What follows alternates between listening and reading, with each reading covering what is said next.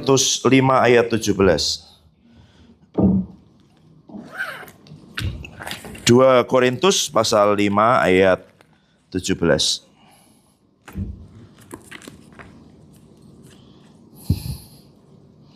Sebentar, saya ganti.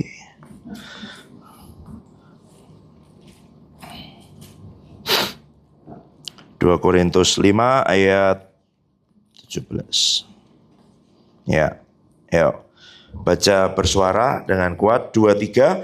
Jadi siapa yang ada di dalam Kristus, ia adalah ciptaan baru. Yang lama sudah berlalu, sesungguhnya yang baru sudah datang. Oke. Jadi siapa yang ciptaan baru? Yang ada di dalam Kristus. Oke. Ya. Ciptaan baru itu bukan orang yang terus baru terus. Bukan. Yang ada di dalam Kristus. Dia adalah ciptaan baru. Dan waktu dia jadi ciptaan baru, yang lama sudah berlalu, yang baru sudah datang. Apa itu yang lama? Coba buka dulu sekarang. 1 Korintus 15. Ya. Nanti setelah baca ayat-ayatnya saya akan jelaskan.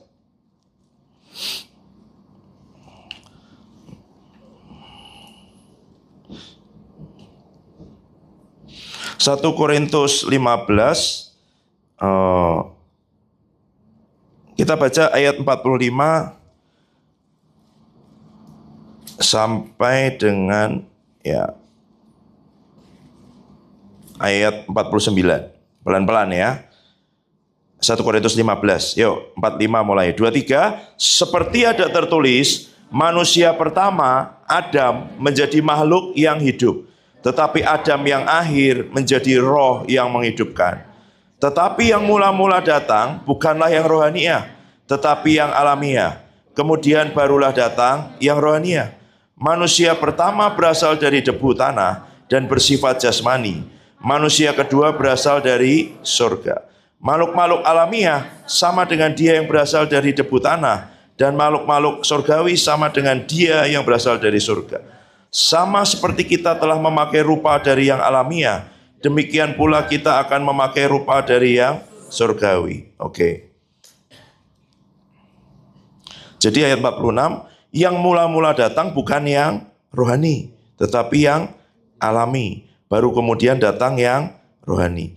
Jadi yang lama itu tadi, yang apa? Yang alami. Ya kan? Orang bilang natural, alamiah. Alamiah apa? Ya yang kamu punya 5 indera kan? Lihat, dengar, apalagi kecap, rasa, sentuh, cium, hidung ya kan? Maksudnya penciuman, bisa bau-bau. Itu semua apa? Alamiah. Gitu. Tapi kalau surga, keselamatan, iman, berkat, urapan, itu apa? Alamiah atau rohaniah? Rohaniah. Ya kan? Tapi yang mula-mula datang bukan yang rohaniah. Kenapa? Karena Adam, kalau yang masih ingat 2 minggu yang lalu, 3 minggu yang lalu, ya kan? Adam itu gimana? Dia diciptakan dari mana? Debu. Debu diambil, diembusi roh sama Tuhan, lalu jadilah dia, ayat 45 itu, menjadi makhluk yang hidup. Atau dalam King James-nya, living soul, menjadi jiwa yang hidup. Jadi waktu roh Allah masuk ke dalam debu, ya kan, ke dalam alamiah, maka dia jadi makhluk hidup. Jadi pertama diciptain, kamu bisa bayangin nggak? Dari tanah liat dibentuk dari debu, ya kan? Kayak apa dong? Kayak patung kan? Sama nggak sama kendi? Sama dong. Sama nggak kayak celengan? Sama. Sama nggak kayak vas bunga? Sama, karena bahan bakunya sama dari tanah. Gitu. Tapi ketika dihembusi nafas hidup, dia jadi jiwa yang hidup, living soul. Jiwa itu pikiran, perasaan, kehendak. Jadi waktu roh ketemu dengan yang mati itu, yang dari tanah, jadi jiwa. Ya kan? Jadi jiwa. Tapi yang pertama-tama datang dulu itu yang alamiah. Nah, Kalau kamu dulu itu, nih sekarang ya saya bilang, kenapa kok di dalam Kristus kamu menjadi ciptaan yang baru? Karena kamu dulu itu, kita dulu, bukan cuma kamu ya, saya juga. Ada di dalam Adam. Tahu maksudnya di dalam Adam? Ini Adam nih, ya kan? Ya kan? Ini Adam.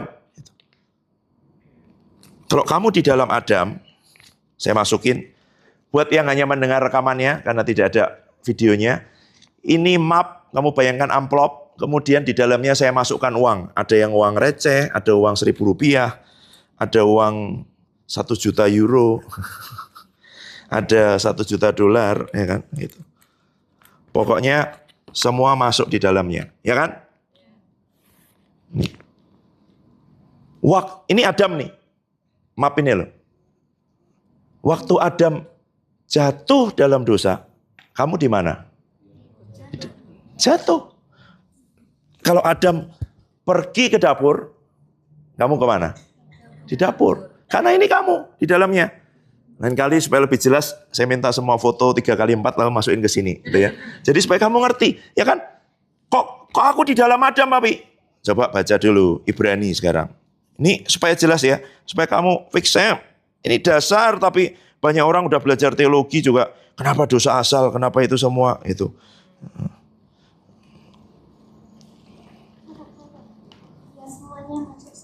Oh iya. Satu RT nih Adamnya. Satu RT di dalam Adam nih ya. Supaya jelas ya kan. Oke ya, Ibrani 7 ayat 9 dan 10. Coba baca. Ibrani 7 ayat 9 dan 10. Yuk. 2, 3. Maka dapatlah dikatakan bahwa dengan perantaraan Abraham dipungut juga persepuluhan dari Lewi yang berhak menerima persepuluhan. Sebab ia masih berada dalam tubuh bapa leluhurnya ketika Melkisedek menyongsong. Oke. Jadi ayat ini mau ngomong gini loh. Abraham, ya kan, setelah dia membebaskan Lot dari, ya kan, membebaskan Lot kan, dan keluarganya, lalu disongsong dia sama Melkisedek. Lalu dia memberikan persepuluhan kepada Melkisedek. Gitu. Padahal kalau dalam perjanjian lama yang berhak menerima persepuluhan siapa? Imam. Dan siapa imam itu? Keturunan Lewi. Gitu. Nah tapi di sini Paulus ngomong Lewi itu ikut memberikan persepuluhan kepada Melkisedek. Loh kapan? Lewi anaknya siapa? Yakub kan, anaknya Israel kan. Israel anaknya siapa? Ishak. Ishak anaknya siapa? Abraham. Apakah waktu Abraham memberikan persepuluhan kepada Melkisedek, Ishak sudah lahir? Belum. Tapi kenapa kok? Tulis ini supaya. Abraham, ya kan? Yang ingatannya kurang bagus, sekolah minggunya bolong-bolong, itu kan? Punya anak Ishak, ya kan? Tulisannya gini ya, Ishak punya anak Israel, Yakub kan? Yakub punya anak 12, salah satunya Lewi. Nah, ternyata Abraham memberikan apa? Persepuluhan. Kepada siapa? Melkisedek.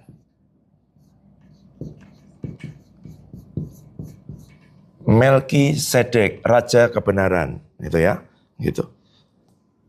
Loh, berarti firman Tuhan bilang gitu. Yang diberi itu jauh lebih besar pasti, ya kan? Gitu.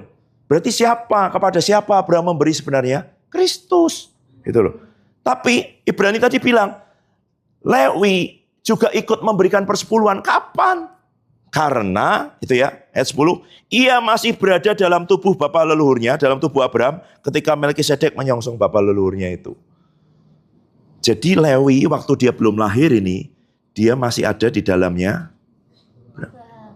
Kalian ada yang pernah lihat ini gak sih? Boneka kayu dari Rusia. Tahu nggak? Iya. Apa sih namanya? Yang bentuknya kayak bulat, kayak telur. Nanti kalau kamu buka, dalamnya ada lagi. Kamu buka, dalamnya ada lagi. Kamu buka, dalamnya ada lagi. Sampai kecil. Nah gitu loh. Jadi ini Abraham, dalamnya ada Ishak. Dalamnya Ishak ada Israel. Betul dong? Sebelum dia lahir di mana? di dalamnya leluhurnya dong, gitu. Ya kan? Dan paling ujung naik ke sana di dalamnya siapa? Adam. Makanya kenapa ada disebut dosa asal, dosa keturunan? Ya karena Adam jatuh, kita semua di dalamnya. Ya meskipun kita belum berbuat, kita dihitung, gitu loh. Makanya nggak ada, kalau teori psikologi kan ngomong, oh bayi itu masih seperti kertas kosong. Nggak ada, sudah dicoret-coret semuanya. Kenapa? Di dalam Adam, bukan karena dia sendiri. Gitu loh. Gitu loh. Jadi, karena di dalam Adam, semua orang dalam foto ini. Ya kan? Kita semua di dalam Adam, waktu belum lahir kan? Semua, mau suku apapun, semua di dalam Adam. Ya kan? Ini penting. Ya kan? Ini udah beres ya. Jadi, kenapa Lewi dihitung ngasih perpuluhan? Karena dia tadinya gitu. Ya dong. Nah, sekarang Adam waktu dia jatuh dalam dosa. Waktu Adam pergi ke pasar, kita ikut ke pasar, ya kan? Adam jatuh dalam dosa, kita ikut jatuh. Itu. Udah. Nah, Tuhan tidak beresin masalah satu demi satu eceran. Dia membereskan masalah grosiran, ya kan? Ya dong. Semua yang tadinya di dalam Adam ini dimasukkan ke dalam, disalibkan dulu, dimasukkan ke dalam Kristus. Ini Kristus. Di sini kan sekarang Kristus disalib. Waktu disalib apa? Mati kan? Berarti waktu Kristus mati, kamu mati nggak? Mati. Setelah mati dia mati aja? Tidak. Bangkit. Berarti kita ikut bangkit. Setelah bangkit dia ngapain? Naik ke surga. Berarti kita ikut naik ke surga. Berarti kita sekarang di mana? Di surga. Loh, kok masih di sini, Papi? Loh. Ya, no. Emangnya kamu kemarin 2000 tahun yang lalu kamu di Golgota? Enggak kan? Kok firman Tuhan bilang begini, kalau kamu percaya dan menerima, kamu ikut. Gitu. Sebenarnya kita sudah di dalamnya belum? Sudah. Tapi bagaimana kita bisa menerima? Waktu kamu dikasih tahu ini, kamu percaya. Itu kata firman Tuhan. Makanya hidupnya oleh iman. Gitu. Coba. Yohanes 3.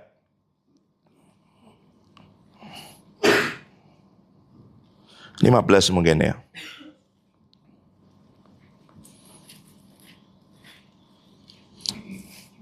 Oke, ayat 14 dulu. Ya, baca Yohanes 3, 14 dan 15. 2, 3. Sama seperti Musa meninggikan ular di padang gurun, demikian juga anak manusia harus, supaya setiap orang yang percaya kepadanya beroleh hidup yang oke. Ingat cerita di padang gurun, bangsa Israel kena tulah, ya kan? Semua dipagut sama ular, gitu. Terus Musa tanya sama Tuhan, Tuhan ngomong, kamu bikin patung ular tembaga, nanti dikenal namanya Nehustan, ya kan?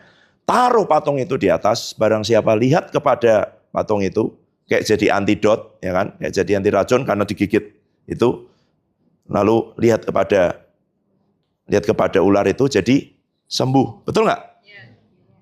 Supaya setiap orang yang percaya kepadanya. Nah, seperti itu juga Tuhan Yesus. Dia disalibkan.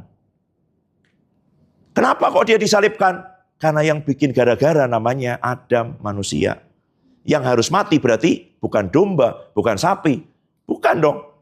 Yang bikin kesalahan manusia kok. Tapi manusia itu sudah jatuh dalam dosa. Sehingga tidak layak jadi korban. Ya dong, korban itu harus tidak bercela. Siapa yang bisa tidak bercela? Allah harus jadi manusia.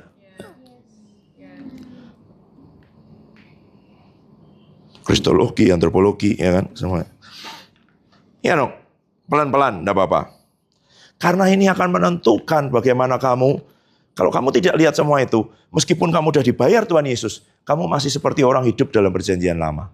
Ya, masih terus sepertinya dalam ketakutan, dalam semua tidak mengerti, bukan karena tidak ada, tapi karena tidak tahu, gitu loh.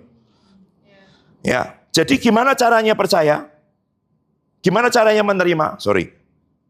Percaya, melihat, itu loh. Seperti orang Israel lihat itu Nanti kalau dia bilang gini, masa lihat aja sembuh, ini digigit ular loh, udah berbisa, udah biru semua loh. Nah, barang siapa yang percaya akan memperoleh. Barang siapa yang melihat kepada patung ular itu, di situ ya, akan sembuh. Barang siapa yang percaya kepada dia, akan memperoleh hidup yang kekal. Barang siapa percaya bahwa kamu sekarang sudah di dalam Kristus, di dalam apa? Di dalam kematiannya, di dalam kebangkitannya, dan di dalam kenaikannya. Berarti sudah ditebus belum? Sudah dong. Kristus sudah mati kan? Buat apa? Buat dosa seluruh bangsa. Dosa itu apa? Dosa jangan kamu pikirkan hanya perbuatan jahat. Semua yang tidak sesuai dengan kehendak Tuhan itu namanya dosa. Dosa itu artinya melenceng, menyimpang, tidak tepat sasaran, gitu loh. Semua yang tidak tepat sasaran, meskipun menurut manusia baik, itu dosa. Contohnya, Kain, ya kan? Kain, kenapa korban persembahannya dianggap tidak berkenan di hadapan Tuhan? Ya kan? Guru sekolah minggu mungkin cerita, Kain tuh ngasih sayur yang udah layu-layu gitu, bukan hasil panen pertama gitu. Asap persembahannya Kain tuh belok-belok, nggak lurus, nggak ada. Jadi Ibrani 11 baca aja, supaya kamu dengar dari firman. Saya ulangi lagi pelan, ya. Ayat 4, Ibrani 11, ayat 4. Yuk baca 2-3. Karena iman, Habel telah mempersembahkan kepada Allah korban yang lebih baik daripada korban Kain. Dengan jalan itu ia memperoleh kesaksian kepadanya bahwa ia benar. Karena Allah berkenan akan persembahannya itu. Dan karena iman ia masih berbicara. Apa sih iman? Tuhan ngomong kamu percaya. Jadi saya percaya gini, Tuhan ngomong sama Habel, sama Kain juga mungkin. Apa? Aku itu senang dengan domba. Ya kan? Dari awal tuh Tuhan senangnya domba. Ada namanya kesenangannya Tuhan. Tuhan punya selera, gitu loh. Nanti mungkin Kain gini, Tuhan, tapi kolesterol, kambing itu nanti darah tinggi, jangan makan sayur aja sehat. Itu. Tolong jangan menasehati Tuhan. Kata Pak Adi ya, nanti kamu diangkat jadi penasihatnya Tuhan, gitu ya. Tuhan tuh lebih tahu. Gitu. Tapi seringkali kita dikasih tahu Tuhan malah kita nasihati. Jangan gini Tuhan, ini lebih baik aku kuliah di sana Tuhan, lebih baik aku sekolah di situ, lebih baik aku begini. Kamu jadi penasihatnya Tuhan. Kalau Tuhan bilang kamu di SD Sangakala, sekalipun menurut manusia itu tidak baik, kalau Tuhan yang nyuruh, itu yang terbaik. Itu loh. Iya dong. Buktinya saya aja di SD Sangakala. Gitu. Apakah karena pertimbangan manusia? Pasti tidak. Ya kan? Gitu. Karena apa? Karena iman. Karena Tuhan bilang, Salatiga. Oke, tanya lagi. Salatiga di mana Tuhan? SD Sangakala. Oke. Gitu ya. Menyesuaikan hati dengan Tuhan dulu. Ya kan? Gitu. Karena iman, Habel telah mempersembahkan kepada Allah apa? Korban yang lebih baik daripada korban Kain. Bukan karena kambingnya yang sulung, yang gemuk-gemuk, yang itu, sedangkan ini yang udah layu-layu, bukan. Karena iman, karena Tuhan ngomong itu dan dia lakukan dalam ketaatan. Kemarin kami ngobrol waktu jalan sore sama Kak Oce sama Kak Eca. Kalau Abraham itu mempersembahkan Ishak, sampai Ishak itu disembelih, ya kan? Apa sih lebihnya daripada bangsa-bangsa lain yang juga memberikan korban persembahan manusia? Abraham tuh nggak sampai disembelih loh anaknya loh, ya kan? Tapi jadi khotbah besok, nggak apa-apa. Iya kan? Kamu pernah tahu nggak ritual-ritual pengorbanan manusia? Bahkan ada cerita itu dulu sering dijadikan ilustrasi di India, di pinggir Sungai Gangga ada seorang ibu punya 2 anak, satu sehat, ganteng, pinter. Yang satunya kakinya timpang, agak berkebutuhan khusus dengan itu. Waktu mau mempersembahkan korban, kalau manusia kasih yang mana? Kasih yang ini dong, nggak berguna juga gitu ya, lebih menyusahkan, repot. Dia kasih anaknya yang ini loh.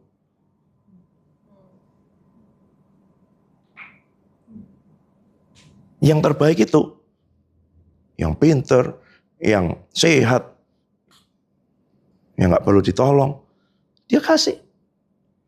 Apa lebihnya? Abraham nggak sampai disembelih anaknya. Itu anaknya dicemplungin loh, jadikan korban loh, dibakar loh. Buka ayatnya sekarang.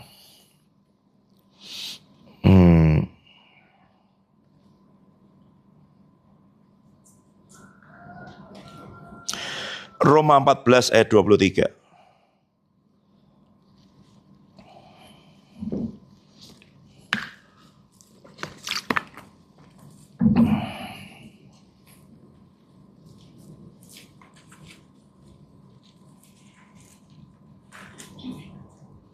Yuk, baca bersama, 2, 3. Barang siapa yang bimbang kalau ia makan, ia telah dihukum, karena ia tidak melakukannya berdasarkan iman. Dan segala sesuatu yang tidak berdasarkan iman adalah dosa. Kamu pikir dosa itu kalau kamu membunuh, berzina, mencuri, menipu, itu namanya perbuatan dosa. Dosa itu karena kamu lakukan itu tidak berdasarkan iman. Itu dosa. Makanya Adam jatuh dalam dosa. Karena Tuhan bilang jangan makan, dia makan. Sepele kan? Dosanya Adam itu masalah makan. Tapi segala sesuatu yang tidak berdasarkan iman, yang Tuhan ngomong jangan makan. Tuhan ngomong pertama apa? Makan semua, tidak dilakukan. Malah yang tidak boleh dimakan, dimakan. Ya kan? Karena segala sesuatu yang tidak berdasarkan iman adalah dosa. Jadi sekarang cek, kamu ada di sini karena apa? Orang Kristen dari Minggu ke gereja, anak sekolah teologi, ini. Tidak berdasarkan iman, dosa. Kamu sedang melakukan sesuatu sepertinya luar biasa, ya kan? Ada orang heroik sekali, pokoknya gitu ya. Kemarin tak jelas. Apakah kalau kamu pelayanan jalan kaki lebih mulia daripada kalau kamu naik pesawat? Kalau tidak berdasarkan iman, tidak ada artinya. Gitu loh. Oh ini kurang, nanti kesaksiannya kurang gagah. Ya kan? Gitu. Misalnya Kak Mega sama Kak Velia kan, jalan kaki dia kemarin 11 jam. Katanya mereka karena ada rombongan yang lain, tapi kalau kami berdua bisa lebih cepat. Gitu ya. Coba tapi kalau ada helikopter, oh ini, nanti kalau kita naik helikopter nggak ada kesaksiannya, kurang hebat ya kan, jalan kaki nih gitu-gitu. Bukan apakah jalan kaki atau naik helikopter, tapi tanya Tuhan, dia maunya apa. Itu loh, ya kan. Kamu bisa pelayanan di kota besar, di institusi yang besar dengan semua hasil luar biasa, viewermu banyak, YouTube kamu jadi itu terkenal gitu ya. Tapi kalau bukan itu yang Tuhan suruh, dosa. Kamu bisa ada di pedalaman paling terpencil, sulit, orang tidak kenal, hidup menderita, makannya cuma sayur, ubi, semuanya. Tapi kalau Tuhan tidak suruh ke situ, dosa. Sama. Itu loh. Ini bukan tentang hebat, berhasil, ini bukan tentang menderita, sulit. Tapi apakah kamu berdasarkan iman atau tidak? Apa itu iman? Tuhan bicara, kita percaya, terus kita bertindak berdasarkan apa yang kita percayai. Jadi kalau Abraham, wah lihat, semua orang kok cuma mempersembahkan domba. Kayaknya kurang dong. Aku persembahkan anakku nih. Udah aku tunggu 25 tahun. Ya kan? Dia mau gagah-gagahan sama yang lain kan? Gitu. Nah iya, misalnya gitu loh. Ya kan? Apakah itu? Tidak kan? Pasti dia dengan... Tapi karena Tuhan bilang, dia percaya, makanya dihitung oleh Tuhan sebagai kebenaran.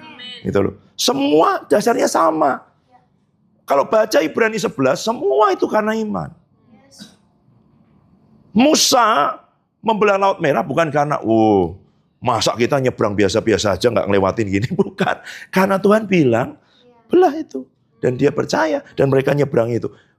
Bukan mereka nawar, Tuhan, ini belok sini sedikit, ya kan? Petanya yang kemarin itu. Bisa loh Tuhan, kenapa harus lewat sini? Enggak. Karena dia nurut. Tuhan bicara, dia percaya sebenarnya gitu. Iman itu kan timbul dari pendengaran. Pendengaran akan firman Kristus. Waktu dia bicara, kamu percaya. Ya. Setelah kamu percaya, kamu berkata-kata. Ya kan? Setelah itu kamu bertindak. Gitu. Jadi iman itu percaya di hati, perkatakan dengan mulut, lalu bertindak berdasarkan iman. Nah banyak orang bertindak dulu, belum Tuhan bicara. Nah, ya kan? Gitu. Kalau kamu bicara, bicara, sebelum Tuhan bicara, itu kamu mengimani. Tahu nggak bedanya? Wah, cowok itu ganteng banget. Pokoknya aku katakan kau akan jadi suamiku. Dalam nama Tuhan Yesus kau tidak boleh jadi suami orang lain. Kau akan jadi suamiku. Hatimu ditutup. Tidak boleh gitu. Loh, kalau itu tidak Tuhan bicara, itu suamimu. Kamu katakan 3.000 kali, 7.000 kali, 3 juta kali, ya tidak akan jadi suamimu. Itu kamu pakai kuasa kegelapan nanti. Pakai kekuatan jiwa. Ya dong. Itu loh kayak dukun-dukun nyandet orang yang nggak suka itu. Kamu pergi, aku tolong buat dia suka sama aku. Ya kan? Itu. Ya kan? Itu. Ini fotonya, ini rambutnya, itu semua. Ya kan? Itu. Nanti panggil Hani dipatahkan lepas. Ya kan? Masa gitu? Loh, itu sama dengan itu. Bukan. Kita itu bukan main kayak gitu. Kita ini cari kehendak Tuhan. Waktu tahu Tuhan, kehendak Tuhan, itu kan kehendak Tuhan lewat firman, lewat nubuatan, lewat mimpi, penglihatan, dikonfirmasi, lewat firman, lewat rema, semuanya, ya kan? Terus yang kita sudah tangkap percaya, baru kita perkatakan, gitu loh. Bukan kamu gimana sendiri, pokoknya aku akan ke Amerika, aku akan ke Amerika. Terus kamu nulis di status, aku akan ke Amerika, supaya orang lain baca, wah nanti mungkin kasih tiket gitu ya. Itu kan bukan gitu. Kalau Tuhan bicara kamu ke Amerika, kamu akan ke Amerika. Gitu loh.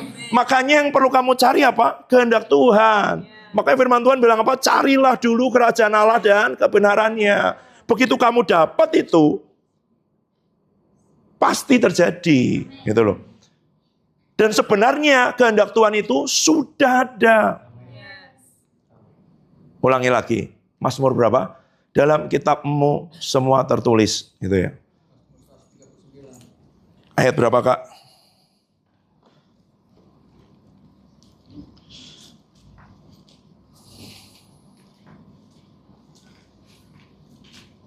Ayat 16. Ya, yuk. Baca bersama Mazmur 139 ayat 16.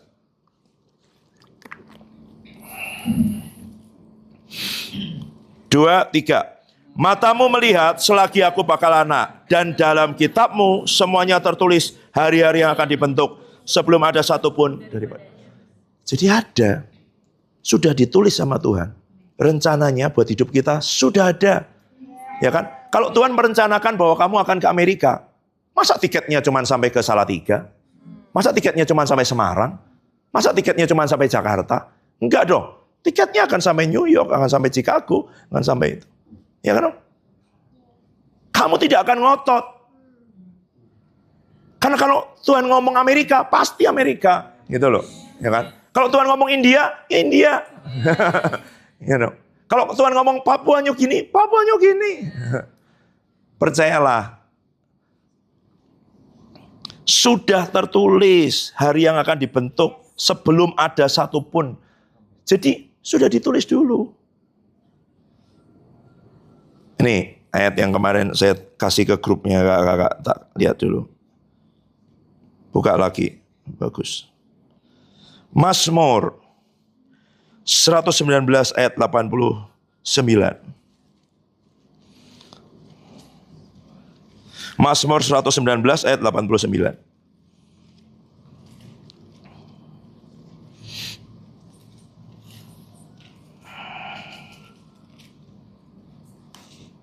Baca bersuara, 2, 3. Untuk selama-lamanya ya Tuhan, firman-Mu tetap teguh di.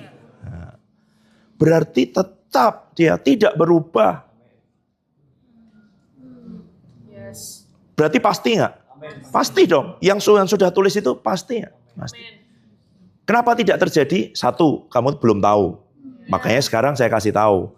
2, kamu harus cari tahu, baca firman, merenungkan, supaya kamu tahu apa yang Tuhan sudah tulis. Karena yang Tuhan sudah tulis itu tetap teguh, tidak tergoyahkan. Itu jadi batas, itu jadi jalan, semuanya pasti terjadi, ya kan? Yang Tuhan sudah tulis pasti terjadi. Kenapa? Yang berikutnya tidak bisa terjadi dalam hidupmu karena kamu tidak percaya. Itu aja.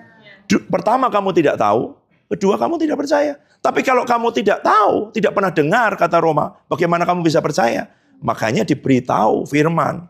Supaya kamu bisa percaya. Supaya kamu bisa tahu dulu. Ya kan? Karena kebenaran yang kamu ketahui memerdekakan hidupmu. Ternyata semua sudah ada. Nah, kenapa kamu hidup dalam kebingungan, ketakutan, kekhawatiran, enggak percaya, gitu ya? Karena kamu tidak tahu apa rencana Tuhan buat hidupmu. Kamu mencoba untuk memikir-mikirkan sendiri, ya kan? Merencanakan sendiri, lihat keadaan, gitu. Firman Tuhan tetap teguh di surga, tapi begitu di bumi, hatimu goyah-goyah, gitu. Dia tetap teguh sebenarnya, tidak tergoncangkan, tidak tergantikan, itu ya. Firman Tuhan, gitu. Yesaya 55 ayat 11.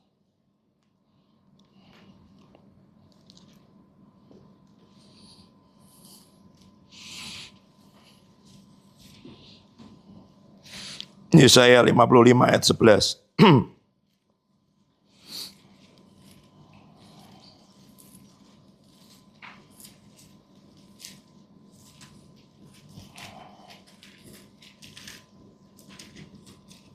Yuk, 2, 3. Demikianlah firmanku yang keluar dari mulutku. Ia tidak akan kembali kepadaku dengan sia-sia, tapi ia akan melaksanakan apa yang ku kehendaki dan akan berhasil dalam apa yang kusuruhkan kepadanya. Akan melaksanakan dan akan berhasil. Jadi bagianmu cukup apa? Cari firman. Karena kalau firman itu melaksanakan dan berhasil. Yang melaksanakan siapa? Firman. Yang berhasil siapa? Firman. Kenapa kau hidupmu berat ini? Ya karena kamu melaksanakan sendiri. Kenapa kamu melaksanakan sendiri? Karena kamu tidak punya firman dalam hidupmu. Ya dong. Makanya kamu harus punya firman. Firman itu apa? Yang tetap, yang kekal di surga, yang Tuhan tulis, yang ditulis dalam kitabnya tentang hidupku. Dan itu bisa kamu dapat download waktu kamu baca firman ini loh. Terus. Nanti yang logos ini diembusi roh jadi rema di hidupmu itu tetap. Itu akan melaksanakan. Itu akan berhasil. Gitu. Yang melaksanakan siapa? Firman. Yang berhasil siapa? Firman. Pasti karena Tuhan bilang yang keluar dari mulutku. Ya kan? Tidak akan kembali dengan sia-sia. Berarti misalnya disuruh beli nasi goreng situ. Lalu nggak ada. Ada. Kalau firman. Tukang nasi goreng nggak ada. Dia jual nasi goreng sendiri. Dia bikin warung nasi goreng sendiri. Dia pasti pulang berhasil. Tidak ada pulang sia-sia. Gitu loh. Ya kan? Tolong kamu ke sana berenang. Loh, kolam renangnya tutup. Dia akan buka kolam renang sendiri. Gitu loh. Jadi kamu asal itu firman, pasti berhasil. Nah makanya bagian kita cari firman. Bukan perasaan, bukan omongan orang, bukan masa lalu, bukan kenyataan. Firman. Gitu loh. Karena dia bilang, kamu bisa bilang kalau kamu begitu dapat. Tenang aja, dapat firman. Ayo firman, silahkan laksanakan. Dan engkau pasti berhasil. Karena engkau tidak akan kembali dengan sia-sia. Ini janji Tuhan. Gitu loh. Tapi kalau itu rencanamu sendiri, saya tidak bilang pasti gagal. Ya. Tapi coba aja lah gitu. Kan kamu mungkin belum puas kalau belum mencoba ya kan. Saya dulu dikasih tahu, pernah mendampingi seorang muda yang mau entrepreneurship. Lalu ada seorang pengusaha, salah satu orang paling kaya dulu.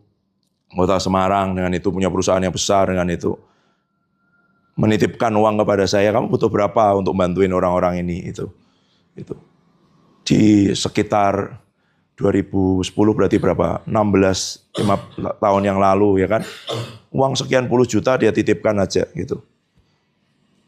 Saya bilang ini sebenarnya plannya gini nih, kemungkinannya nggak apa-apa, orang muda kalau nggak gagal dia nggak puas. Gitu ya. Orang yang sudah mementori banyak orang tuh orang muda maunya gini banyak. Saya lihat aja nih kayaknya nggak berhasil. Akhirnya emang nggak berhasil sih itu. Tapi dia bilang nggak apa-apa, kasih kesempatan supaya dia belajar dari kegagalannya. Wow luar biasa, ya kan? Itu. Tapi firman itu tidak akan kembali dengan sia-sia, akan melaksanakan yang Tuhan kehendaki. Gitu. Bukan melaksanakan keinginanmu, itu masalahnya. Jadi bagian kita apa? Menyerahkan keinginan kita kepada Tuhan, menyerahkan kehendak kita kepada Tuhan, karena kehendaknya pasti terjadi. Ya dong, dan kehendaknya jauh lebih baik. Nah, kita butuh, nanti minggu-minggu depan mungkin saya akan bicara tentang kebaikan Tuhan, kasih Tuhan semuanya, supaya kamu percaya bahwa rencana Tuhan itu pasti lebih baik daripada rencana kita. Kalau kita belum percaya itu, makanya kita, enggak lah, masa gini, harusnya aku kuliah di sini dong, harusnya aku pelayan di sini dong, harusnya itu. Karena kamu masih berpikir sendiri. Kamu tidak percaya bahwa yang dari dia itu lebih baik, sekalipun jalannya menurut dunia bodoh. Itu loh. Kamu tidak mencari keanehan-keanehan sendiri, ya kan? Gitu. Mau biar beda sama yang lain lah, gitu. Aku kalau kemana-mana sandal jepit aja, gitu. Bukan gitu. Berdasarkan apa? Iman, ya kan? Itu iman, gitu ya. Ya, jadi sekarang kamu akan sukacita untuk membaca firman, merenungkan firman, memperkatakan firman, menyelidiki firman, karena di situ ada kepastian, ada janji, ada sesuatu yang tetap teguh, ada sesuatu yang akan melaksanakan. Bayangin, kamu begitu dapat firman, firman itu sendiri yang melaksanakan. Coba tunjukin waktu Salomo mentapiskan bait suci. Sebab Tuhan, kalau mulutmu yang berbicara. Coba, ayatnya di mana? Tanganmu yang bertindak. Ayatnya gitu, coba cari. Kalau mulutmu yang berbicara.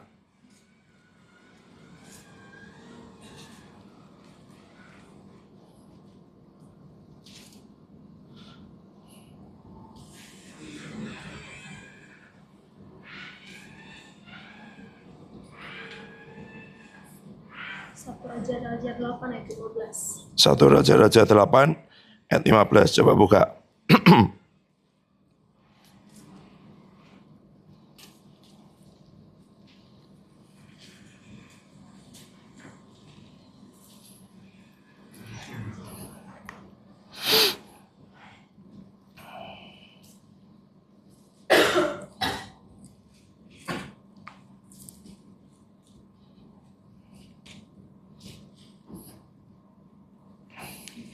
Ya, yuk.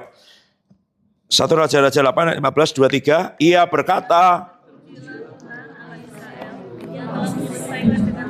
apa yang difirmankannya dengan mulutnya kepada Daud ayahku, demikian. Sudah sampai di situ. Jadi Tuhan telah menyelesaikan dengan apa? Tangannya. Apa yang difirmankannya dengan apa? Mulutnya. Kalau itu firman Tuhan, nanti tangannya Tuhan akan menyelesaikannya. Nah, kenapa kamu hidupnya berat? Karena kamu tidak berdasarkan firman. Tidak pakai iman.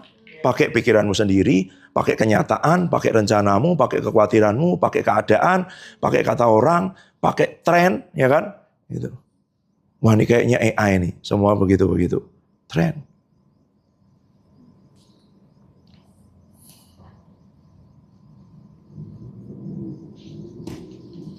Jadi kalau mulutnya berbicara, tangannya akan mengerjakan. Berarti yang lebih penting apa? Kamu dengar firman, dapat firman, cari firman, minta firman, renungkan firman. Sebab itulah namanya kemuliaan raja-raja. Buka lagi Amsal 25 ayat 2, ya kan? Saya jadi ingat gara-gara Yehuda. Benar kan ya? Amsal 25 ayat 2 ya. Kemuliaan Allah, iyalah, mana Yehuda? Oh.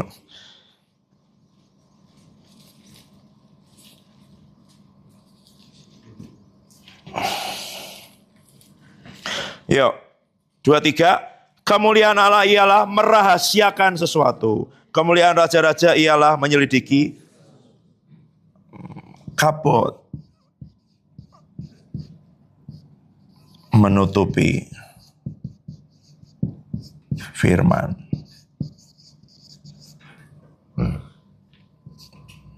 Kabut Allah.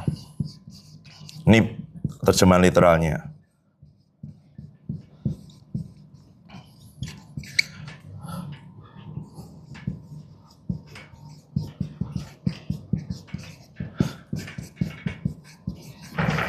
Tahu kabut? Kemuliaan Tuhan, ya kan? Kemuliaan Tuhan itu sesuatu yang kalau orang tahu bahasa Jawa dia akan tahu. Kabut itu artinya mirip dengan abot. Tahu abot? Berat. Weight, ada bobotnya. Jadi waktu kemuliaan Tuhan turun, itu semua imam jatuh tersungkur, tidak sanggup berdiri. Namanya Shekinah Glory. Kemuliaan Tuhan turun di bait suci, tidak ada yang bisa tahan berdiri. Karena itu seperti bobot yang berat sekali menekan, turun. Ya kan? Jadi kemuliaan Tuhan itu menutupi segala sesuatu bukan. Sebenarnya itu firman.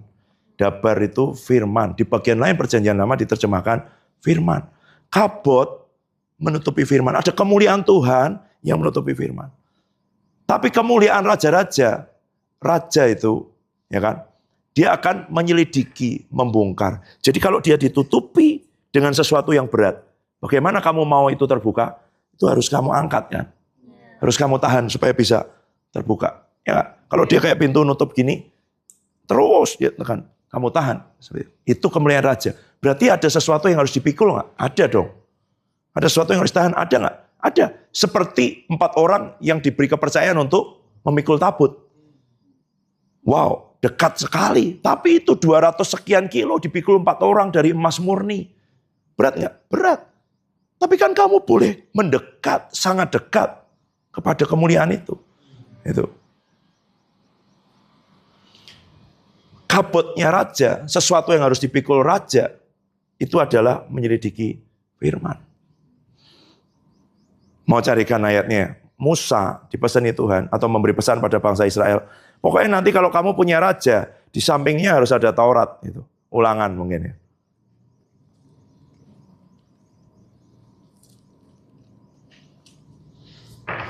Ya.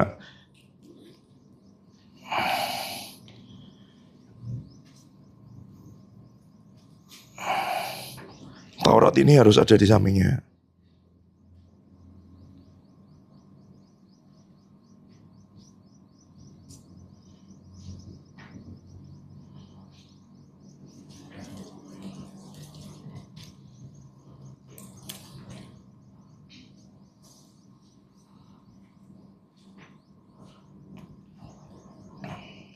Temu nggak? Ulangan 17 ayat 18. Coba baca aja Kak Yos. Ulangan berapa? 17 ayat 18. Coba baca dulu. Apabila ia duduk di atas tahta kerajaan, maka haruslah ia menyuruh menulis baginya salinan hukum ini menurut kitab yang ada pada imam-imam orang Lewi. Itulah yang harus sampingnya dan haruslah ia membacanya seumur hidupnya untuk belajar takut akan Tuhan Allahnya dengan berpegang pada segala isi hukum dan ketetapan ini untuk dilakukannya. Ya, jadi ayat 14 itu, apabila engkau telah masuk ke negeri yang diberikan Tuhan Allahmu, telah mendudukinya diam di sana, kemudian engkau berkata, aku mengangkat raja atasku seperti segala bangsa, maka hanya raja yang dipilih Tuhan yang engkau angkat, ya kan? Dan raja itu ayat 18, apabila duduk di atas tahta harus menyuruh menulis salinan hukum menurut kitab yang ada pada imam-imam orang Lewi. Ayat 19, itulah yang harus ada di sampingnya dan harus ia membacanya seumur hidupnya untuk belajar takut akan Tuhan Allahnya dan berpegang pada segala isi hukum dan tapan ini untuk dilakukannya. Bayangin, siapa yang diberi pesan sama Musa untuk nanti punya firman di sampingnya dibaca seumur hidup? Raja. Kamu bisa bayangin ya? Kalau sekarang kamu disuruh baca firman, kamu siapa? Raja. Gimana sih? Kamu nggak mau jadi raja? Ya nggak apa-apa, sudahlah, gitu nggak apa-apa. Yang mau jadi raja aja baca firman. Yang cuman mau jadi prajurit-prajurit nggak apa-apa, nggak baca firman. Ya dong. Loh, yang rugi siapa sih? Kamu. Jatahmu siapa? Raja. Tapi kamu tidak tahu itu, tidak bisa memerintah karena kamu tidak punya firman.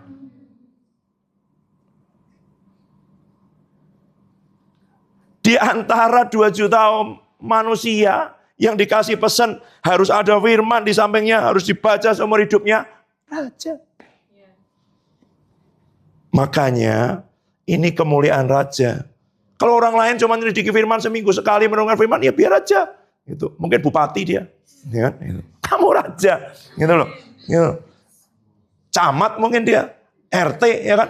Gitu. Cuman lihat dari reelsnya orang, TikToknya orang, ya biarin aja. Cuman RW dia, kamu raja. Harus menyelidiki firman. Kok rasanya semua orang lain kayak gitu? Itu kabutnya raja. Itu loh. Menyelidiki firman itu bukan hanya baca lewat. Enggak dong. Ya dong. Menyelidiki seperti detektif, dibongkar, dilihat, bandingin terjemahan lain, diperkatakan, dilihat bahasa aslinya juga boleh. Lihat ini semua, apa tuh Tuhan? Kau mau bicara apa? Direnungkan, dipikirkan. Satu hal yang saya sampaikan waktu di Jakarta kemarin. Kalau kamu tidak merenungkan firman di hidupmu, apa isinya pikiranmu? Ada pasti, pikiran itu tidak pernah kosong. Ya kan? Kalau Pak Yo ngajarin kan, Mazmur 1 itu Hagah kan. Hagah itu memperkatakan, merenungkan, mendeklarasikan, mengaumkan, ya kan, semua udah dengar itu.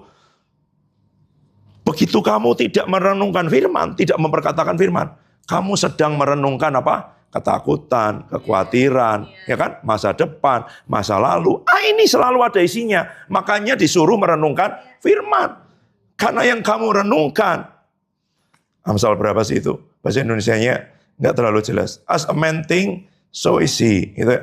Seperti orang berpikir dalam dirinya. Ya. Coba cariin.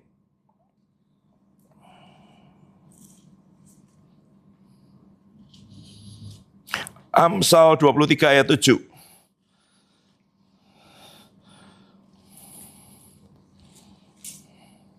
Bahasa Indonesianya nggak terlalu jelas, tapi nggak apa-apa. Ya. Saya baca aja. Ya. Seperti orang yang membuat perhitungan dalam dirinya sendiri, demikianlah ia. Ya. Bahasa Inggrisnya gitu. As a man think, seperti orang berpikir dalam dirinya, demikianlah dia. Jadi kamu selalu berpikir terus nih.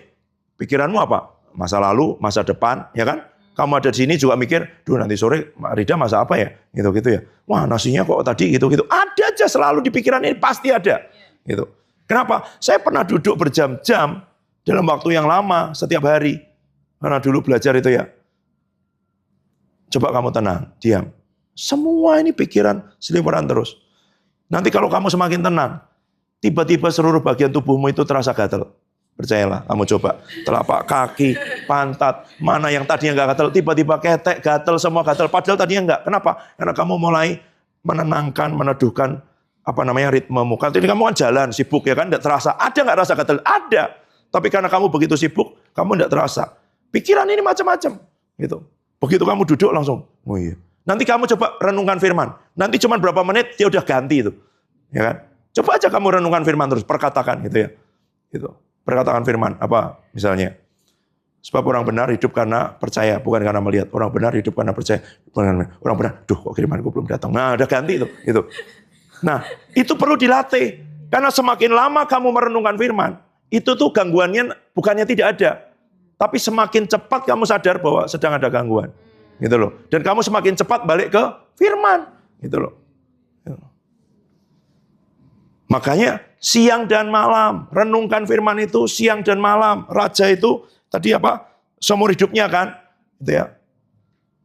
Harus ada di sampingnya, gitu. Terus, berarti itu yang utama, itu yang penting. Orang yang di sampingnya itu orang yang dekat, orang yang karib, orang yang punya akses.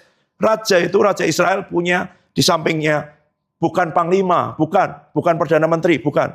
Namanya sahabat raja. Orang yang bisa datang ke raja kapanpun. Tidak punya jabatan. Tapi dia namanya sahabat raja. Dan Musa sedang ngomong, sahabatmu kalau kamu raja adalah firman. Gitu loh. Ya kecuali kamu ngomong, Papi raja terlalu besar ya kan. Gitu. Kamu mau jadi bupati kalau pakai kekuatanmu sendiri, ya nggak bisa. Mending kalau Tuhan bilang kamu raja, kamu percaya aja. Pasti kamu raja, ya kan? Gitu. Cuman sekarang kamu harus hidup seperti raja hidup. Dengan cara apa? Merenungkan firman, baca firman, menyelidiki firman, gitu loh. Kenapa? Karena satu, dia tetap teguh di surga, dia pasti berhasil, ya kan? Dia tidak akan kembali dengan sia-sia, dia akan melaksanakan, dia pasti berhasil. Orang pergi seminar motivasi, kamu lihat deh nanti cari itu semua, bagaimana hidup berhasil, bagaimana hidup di tengah krisis, bagaimana bertahan di tengah semuanya, bagaimana tidak di PHK dan semuanya. Baca Mazmur 1. Kalau dia merenungkan firman siang dan malam, hidupnya seperti pohon ditanam di tepi aliran air, akan menghasilkan buah pada musimnya. Dan apa saja yang diperbuatnya berhasil. Loh. Gimana kalau kita bikin seminar itu? Gitu. Hagah Conference Indonesia. seminar hidup sukses. Karena firman, lo pasti kok. Lo kalau ternyata nggak berhasil, kita bisa nuntut sama Tuhan. Tuhan yang salah atau kita yang belum merenungkan firman? Kita yang belum. Berarti kalau hidupmu tidak berhasil, bukan salahnya Tuhan. Kamu belum merenungkan firman. Oh, sudah dikasih tahu jalannya kok. Itu loh. Pasti. Pasti itu gimana sih? Loh, ini loh. Kalau ini saya lepaskan, pasti nggak jatuh? Pasti. Berarti kalau kamu merenungkan firman siang dan malam, pasti nggak berhasil? Pasti. Sepasti dia jatuh. Meskipun kamu berkata dalam nama Tuhan Yesus, dia berhenti di situ, tetap jatuh. Ada namanya hukum gravitasi. Gitu. Ada namanya hukum roh kehidupan. Ada namanya hukum iman. Di Roma 3, nanti kapan-kapan tunjukin. Pasti. Amin. Baca Mazmur 1. Supaya. Loh iya dong. Kalau firman, kamu bisa nuntut sama Tuhan. Engkau bilang firmanmu tetap teguh, engkau bilang firmanmu itu. Kalau omongan orang lain.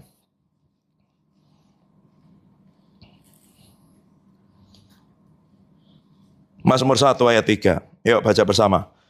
2, 3. Ia seperti pohon yang ditanam di tepi aliran air. Menghasilkan buah pada musimnya. Yang tidak layu daun. Apa saja yang diperbuatnya berhasil. Apa saja yang diperbuatnya berhasil. Berarti nanti kalau nipu juga berhasil. Bukan, kamu kan melakukan firman, gitu. Bukan melakukan keinginanmu sendiri, gitu ya.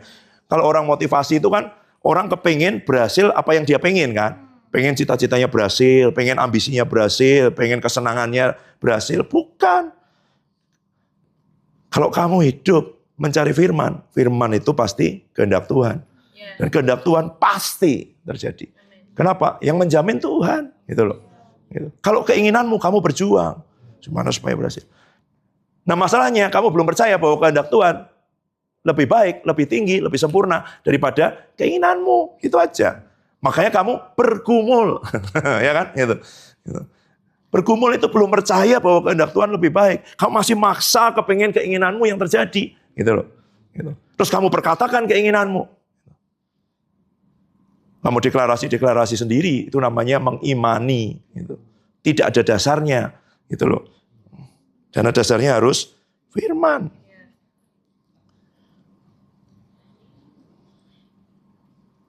Ayat 2 tadi. Yang kesukaannya ialah Taurat Tuhan. Dan yang merenungkan Taurat itu siang dan malam. Kesukaannya. Sampai dia jadi kesukaan. Loh, coba kalau kamu tidak diberi pengertian ini, kamu baca firman berat nggak? Oh iya, ngapain aku jadi tanggung jawab orang Kristen nanti merasa tertuduh, merasa berdosa, apalagi masuk teologi, masa nggak baca firman itu gitu. Ya rugi. Kamu harus cari dasarnya, cari kebenarannya bahwa ini tuh pasti kesukaan, pasti kamu semangat. Ini. Ya. Kamu tahu nggak? Kemarin saya kasih contoh itu dan ada orang yang kerja di bidang asuransi langsung nangkep. Orang tuh kalau beli premi asuransi, dia kan kepengen kan, supaya kalau sakit, dia bisa ke rumah sakit sudah ditanggung. Ada kecelakaan, nanti ternyata dia sampai cacat, sampai itu, dia dapat uang sekian kali lipat. Ternyata dia meninggal, anaknya nanti akan dapat warisannya, gitu ya. Apa saja, pasti. Kan saya tanya, Bu, jadi kalau orang beli itu, pasti nggak dia untung? Pasti. Gitu. Maksudnya dia bayar misalnya, ya kan, totalnya. Minimal kalau dia tidak mengalami kecelakaan, tidak sakit, tidak meninggal, nanti waktu selesai itu semua, uangnya akan kembali juga kepada dia. Berarti tidak ada ruginya. Gitu loh. Makanya orang itu mau membeli. Ya kan? Dan dia kalau beli, dia kepengen tahu dulu manfaatnya apa buat hidup saya. Oh manfaatnya Bu, kalau sampai Anda operasi sampai biayanya 2 miliar pun, tetap Ibu tidak perlu bayar. Akan dibayari oleh ini. Padahal setiap bulan mungkin bayarnya cuma 1 juta. Senang nggak? Ya kan? Pasti yang ditawarkan itu mendatangkan keuntungan. Makanya dia mau bayar. Gitu loh. Kamu tidak disuruh bayar, lakukan ini supaya memperberat hidupmu. Saya suka tuh kemarin kita di mobil ya. Kita di mobil, kepala sekolah sedang video call dengan ketua yayasan. Ya pas saya di mobil jemput saya lagi video call gitu, lagi telepon. Dan mereka sedang memperbincangkan tentang gimana kalau ini ada kerjasama dengan sekolah baru, kita bisa ada pelajaran bahasa Mandarin untuk anak-anak. Nah, anaknya ketua yayasan ada di mobil itu. Gitu. Anaknya langsung bilang, oh mama jangan dong gitu-gitu, nanti kita pulangnya tambah siang, tambah ini semua. Gitu. Tunggu dulu. Gitu. Ya ini karena mereka harus ikut dengar kebijakan yang mau diputuskan. Gitu ya. Sayangnya sudah selesai tutup. Anaknya bilang, oh nanti kita gini-gini, kita udah capek. Papanya langsung bilang, dengar ya, tidak ada orang tua berpikir begini, anakku kok cuman begini-begini, coba kita kasih kerjaan, pelajaran tambah banyak biar hidupnya itu sibuk, sulit, itu enggak ada. Orang tua pasti berpikir bagaimana supaya anakku ini nanti ke depan ketika perdagangan dengan China sudah semakin itu, ekonomi dunia dikuasai China, dia bisa berkomunikasi dalam bahasa Mandarin. Gimana dipersiapkan untuk sesuatu yang di depan yang dia belum bisa lihat, ya kan? Anak tuh kan lihatnya, berarti ada jam tambahan dong, berarti waktuku bermain tambah kurang dong, ya kan? Tapi bapaknya lihat, yang anaknya belum tahu apa yang akan terjadi 5, 10, 20 tahun lagi gitu loh. Tapi anaknya menganggap itu beban, karena dia tidak tahu tujuan dan manfaatnya, ya kan. Tapi 20 tahun lagi dia akan bilang, wah untung bapakku dulu nyuruh aku belajar bahasa Mandarin. Gitu ya. Itu. Jadi kalau kamu tahu, tidak tahu manfaat firman, kamu akan merasa hidupmu dibebani. Ngapain sih ya? Membaca firman. Makanya saya kasih tahu kebenaran. Karena kebenaran yang kamu ketahui akan memerdekakan. Kamu raja, makanya suruh baca firman. Ya. Kalau kamu tidak percaya, kamu bilang, oh, camat aku, RT. Makanya bacanya cuma dengar-dengar dari TikTok, dari short, dari Reels ya. Terserah, udah tak kasih tahu kebenaran kamu raja. Dan raja menyesuaikan hidup raja. Siapa itu dulu yang pernah khotbah di doa pagi kan? Satu anak yang dipersiapkan jadi raja. Yang lain dikasih kesenangan-kesenangan kan? Kasih banyak istri, kasih banyak makanan, kasih banyak itu. Karena tidak dipersiapkan jadi raja. Kenapa kamu dikasih makan firman? Suruh merenungkan firman, memperkatakan firman. Ambil waktu terus. Karena firman ini kalau kamu tidak selidiki, kalau kamu tidak mau, ya kan, ngambil waktu khusus untuk dia tidak akan disingkapkan. Ada yang nutupi, dan yang nutupi itu namanya kabut. Yang bisa ngangkat kabut itu raja. Orang lain kok nggak gitu? Ya kamu mau raja apa enggak? Gitu. Wong Tuhan bilang kamu raja kok. Gitu. Ya aku percaya aja yang Tuhan bilang, ya kan. Raja itu artinya orang yang punya otoritas. Ya dong. Waktu kamu berkata kepada gunung itu pindah, gunung itu akan pindah. Jangan nyanyi. Apa lagunya? Enggak usah saya nyanyikan ya. Pak Matius berbuat dosa 1 kali ya kan, nyanyi lagu itu di penutupan sebenarnya. Gunung harus pindah. Salib dipikul. Jangan kebalik, salib ditengking. Gunung malah walaupun gunung tak pernah. Gunung harus pindah. Ya. Apa itu gunung? Masalah, kesulitan, penyakit harus pindah karena firman bilang begitu. Salib itu karena kamu benar, karena kamu hidup dengan iman. Orang lain mengolok-olok kamu, kata kamu itu salib.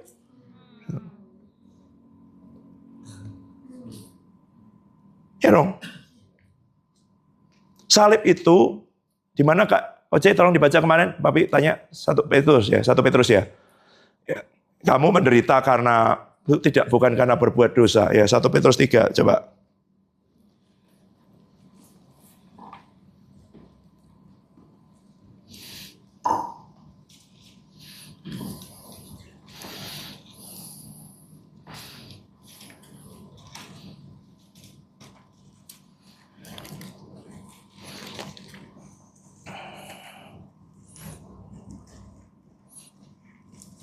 Yuk, 1 Petrus 3, 17, 23.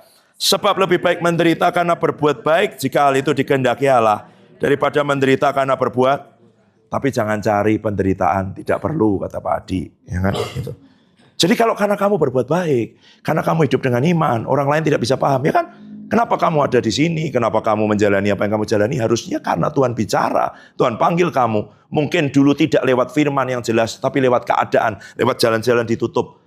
Kamu sudah bisa nangkap, oh itu cara Tuhan berbicara. Cara Tuhan berbicara macam-macam, ya kan? Kamu kuliah di sini, di sana, daftar tidak diterima, itu juga cara Tuhan. Kalau kamu belum bisa terima itu, ya kamu ada di sini, tapi kamu bukan karena iman. Itu loh. Lain dengan menderita karena berbuat jahat, yaitu namanya konsekuensi, harus ditanggung. Gitu. Tapi kalau kamu sudah jujur, sudah tulus, sudah sungguh-sungguh dimusuhi orang satu kantor, difitnah sama yang lain, itulah salib. Gitu. Kak Glo ada ya waktu, nggak ada dia, waktu retreat perahu. Ada 2 video yang saya tunjukkan. Mungkin nanti bisa ya, videonya masih ada kayaknya. Kalau ada pinjam LCD, ya minggu depan coba. Saksian 2 orang yang ada di bidang hukum. Satu di departemen hukum. Departemen Kementerian Hukum ya. Sekarang dipisah sama HAM ya. Ya. Satu sekarang jadi staf ahli Menteri HAM. Dia bilang gini sama saya, kok nih amplop yang saya kumpulin dalam waktu berapa lama itu segini di laci saya. Kenapa? Karena setiap kali ada apa, kunjungan mana-mana, selalu ada itu sisa apa yang dianggarkan tapi sebenarnya tidak dilakukan, semua dibagi rata. Jadi mereka bilang kalau dosa itu berjamaah, ya kan? Semua ikut kena dosanya, gitu. Tidak ada yang bisa tidak. Dia terima, dia simpan, dia berdoa harus gimana. Akhirnya Roh Kudus bilang, kasih ke salah satu pemimpinmu yang itu karena dia juga pergi ke gereja. Saya tidak bilang orang beriman, ya kan? Gitu. Serahkan ke sana. Lalu kenapa? Ya saya sudah berdoa, Tuhan bilang tidak boleh terima. Serahkan ke ibu. Setelah dia banyak sekali. Akhirnya tersebar berita di kantor itu. Ini masap garis keras nih si ini nih, gitu ya. Gitu. Oh Kak Glo pernah video call ya sama orang itu. Sekarang anaknya lagi kuliah S3 di Australia. Gitu. Itu salib. Kamu ikuti Tuhan, kamu jujur, kamu tidak mencuri, kamu tidak terima suap, dan kamu dianggap aneh sama orang satu kantor. Itu salib. Itu loh. Itu. Dia tetap ada di situ. Karena Tuhan bicara ke dia, masuk ke Kementerian Hukum. Bukan karena dia mau hebat, mau itu. Bukan. Sama, hidupmu sama. Itu loh. Nanti tempat PPL, tempat pelayanan, apapun keadaan, cari firman. Cari kehendak Tuhan.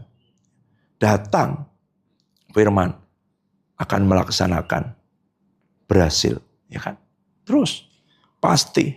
Aneh sebenarnya kalau kamu tidak suka cita, tidak bersemangat, merenungkan firman, menyelidiki firman. Itu. Karena di situ ada jaminan.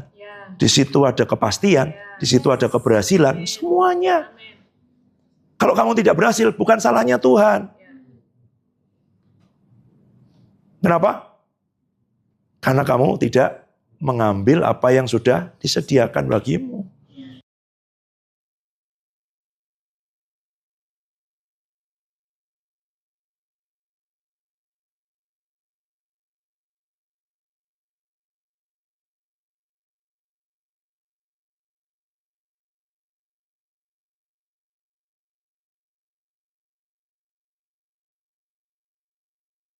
Bilang begini, aku berdoa supaya kamu diberi roh hikmat dan wahyu. Mata hatimu dibuat terang. Kamu lihat yang sudah Tuhan sediakan. Apa? Karena di surga sudah tinggal tetap, tadi katanya. Ya kan? Sudah tersedia. Begitu kamu dapat, dia melaksanakan sendiri. Enak banget kan? Ingat yang dulu, segala sesuatu dari dia, oleh dia, kepada dia. Yang melaksanakan itu, oleh dia itu loh. Udahlah, nggak ada nasi gorengnya. Bikin gerobak, jual nasi goreng dia supaya berhasil. Urusannya firman yang bertindak. Makanya dapat firman. Cuman firman tidak diberikan kepada orang yang tidak menginginkan. Gitu. Dari mana Tuhan tahu menginginkan? Ya kamu menggumuli, kamu memperkatakan, kamu sungguh-sungguh. Kamu tahu seperti Yosua atau Musa yang bilang, ini hidup dan matimu. Musa ya, coba cariin Yos. Firman ini ulangannya. Coba itu terakhir hari ini. Ulangan berapa?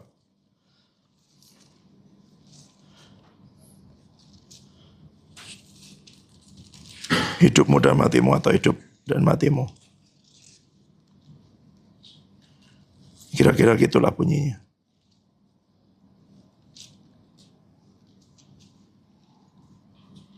Taurat ini, perkataan ini.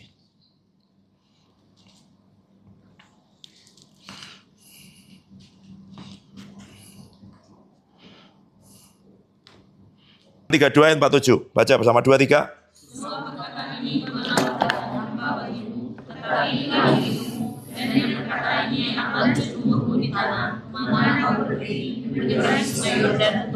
Jadi itu hidup dan matimu itu yang tak renungkan, ya kan?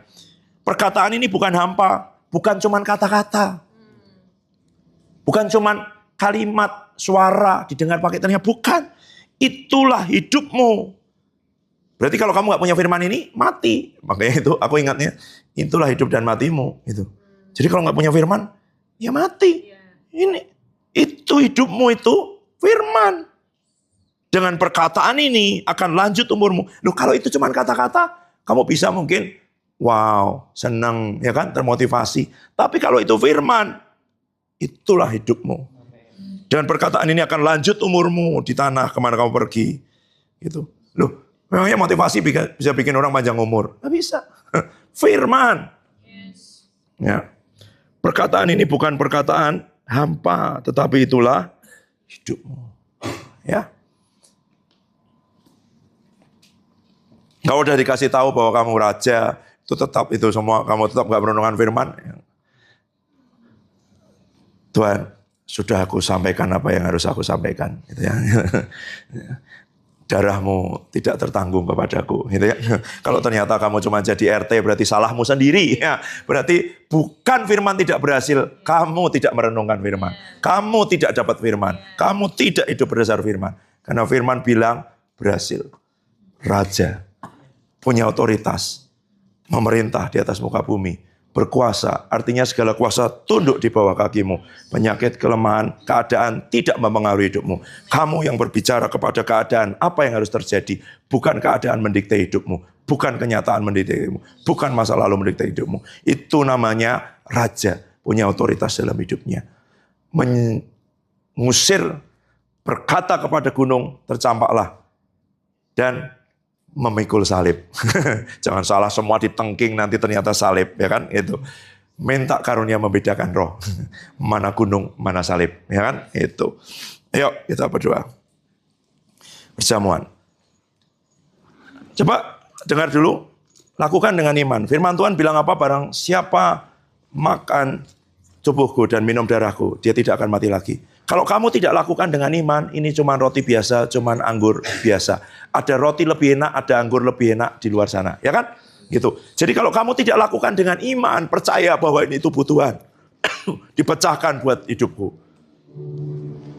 Jadi satu sekarang dengan tubuhku. Segala sesuatu yang tidak berdasarkan iman adalah dosa. Artinya kamu menyimpang, artinya kamu meleset, artinya kamu tidak sampai sasaran. Itu loh. Makanya zaman dulu di gereja di Korintus, Rasul Paulus memberi nasihat karena mereka ada yang perjamuannya ini kan bukan cuma roti segini, tapi roti yang besar gitu. Malah makannya sebanyak-banyaknya sampai kenyang, minum anggurnya sampai mabuk. Itu makanya banyak yang sakit, banyak yang mati, Paulus ngomong. Karena ternyata datang ke situ karena mau numpang makan, bukan mau makan tubuh dan darah Tuhan. Itu loh. Lakukan dengan iman. Karena begitu kamu pakai iman, kamu dihitung sebagai kebenaran di hadapan Tuhan. Enak loh.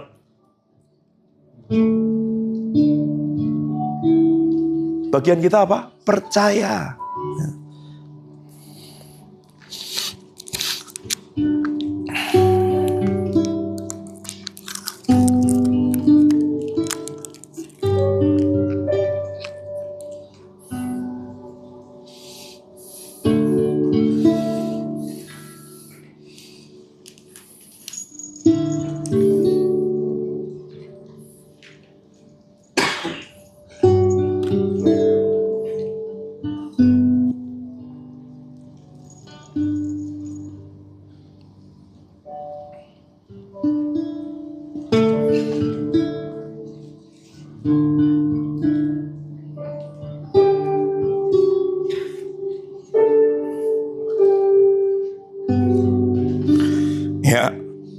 Kalau sudah,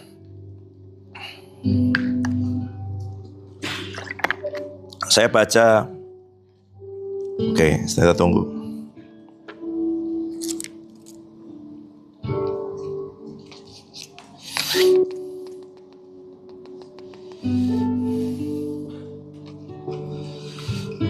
Terima kasih Tuhan Yesus.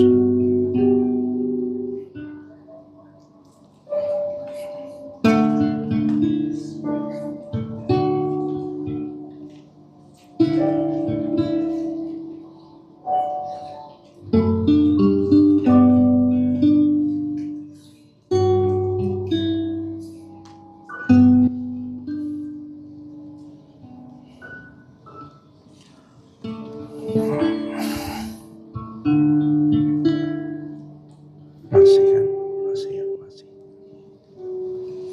Sana, Debbie sama itu sudah. Udah ya. Saya baca 1 Korintus 11 ayat 26.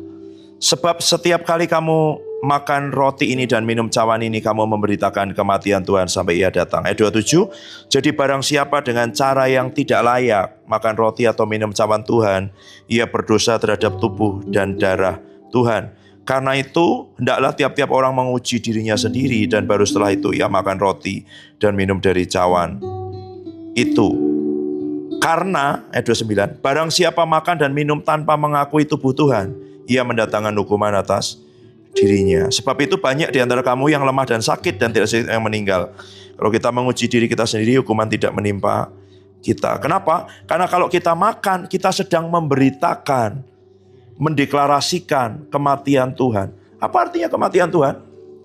Berarti dia sudah datang jadi manusia, mati di atas kayu salib, menebus dosa kita. Artinya yang lama sudah berlalu, ya kan? Sudah ditanggung sama dia, sudah nggak ada kan tadi kan?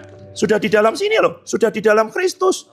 Jadi kalau kita tidak percaya itu, cuman makan minum aja, berarti kita tidak percaya apa yang sudah dilakukan Tuhan Yesus di atas kayu salib. Gitu. Kenapa kita makan ini? Karena dia percaya tubuhnya dipecahkan. Penyakit kelemahan kita yang ditanggung, ya kan? Kutuk. Mungkin minggu depan ya, Mami saya ceritain apa yang Papi Haga, Papi cari dari itu semua tentang kutuk, kelemahan, penyakit yang ditanggung oleh Tuhan Yesus di atas kayu salib. Kalau kamu mau tahu, kutuk yang menimpa orang Mesir, 10 kutuk itu aja, tulah itu. Ya. Kita masukkan ke AI. Coba hipotesis, kalau satu orang mengalami semua kutuk ini, dia bilang, belum sampai kutuk kelima udah mati orangnya. Langsung ngomong gini, tubuh manusia tidak dirancang untuk menerima kesakitan penderitaan sebesar itu. Karena itu kutuk untuk satu bangsa, dialami oleh satu orang. Tanpa bantuan alat-alat medis modern di ICU, sudah langsung mati dalam hitungan jam.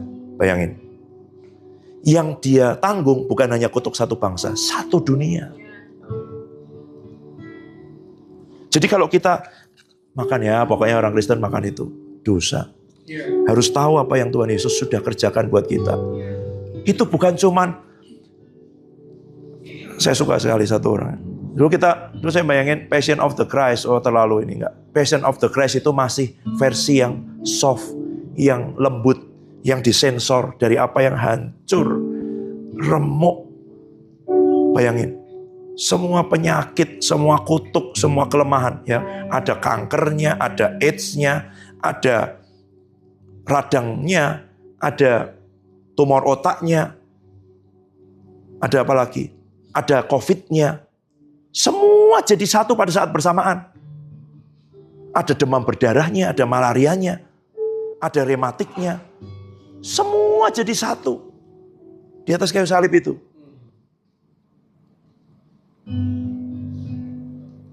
Itu yang ditanggung Tuhan Yesus. Makanya waktu kita makan roti ini dan minum, kita sedang memberitakan kabar baik itu sudah ditanggung oleh Tuhan Yesus. Kamu tinggal terima, ya kan? Makanya oleh bilur-bilurnya kita sembuh. Kutuk kita, penyakit kita, kelemahan kita yang ditanggung oleh dia. Kita menyangka dia kena tulah. Padahal dia mati buat kita. Mati ganti kita. Mati sebagai kita.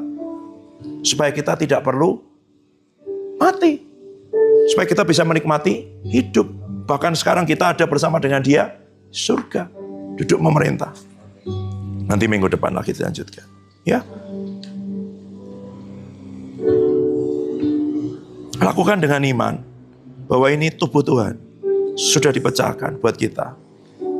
Terima manfaatnya, terima benefitnya dari apa yang Tuhan Yesus sudah bayar. Kalau kamu tidak ambil, kamu menyia-nyiakan apa yang dia sudah bayar dong. Apa itu? Kutuk sudah dipaku, sudah ditanggung. Terkutuklah orang yang digantung di atas kayu salib. Semua kutuk kalau kamu nanti baca Ulangan 28, ya kan? Sudah ditanggung di atas kayu salib. Semua jenis penyakit, penyakit menular, penyakit belum ada obatnya, penyakit keturunan, penyakit apapun sudah ditanggung.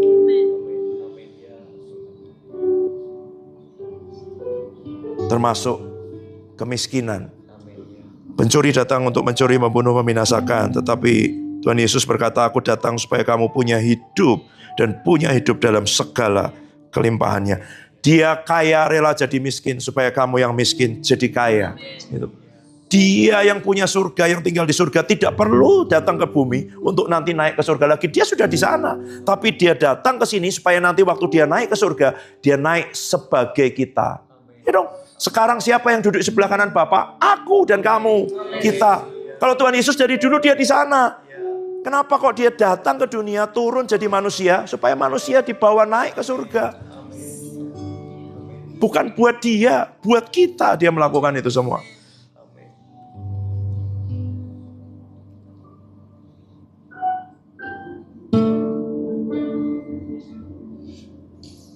Terima kasih Tuhan Yesus. Terima kasih.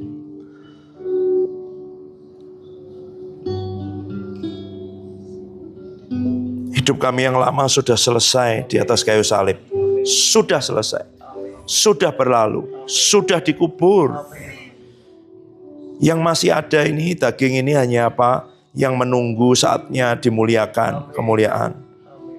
Tapi manusia lama kami di dalam Adam sudah selesai di atas kayu salib. Sekarang di dalam Kristus kami ciptaan baru. Karena kami ikut dibangkitkan bersama dengan Kristus. Mari bangkit berdiri bersama-sama.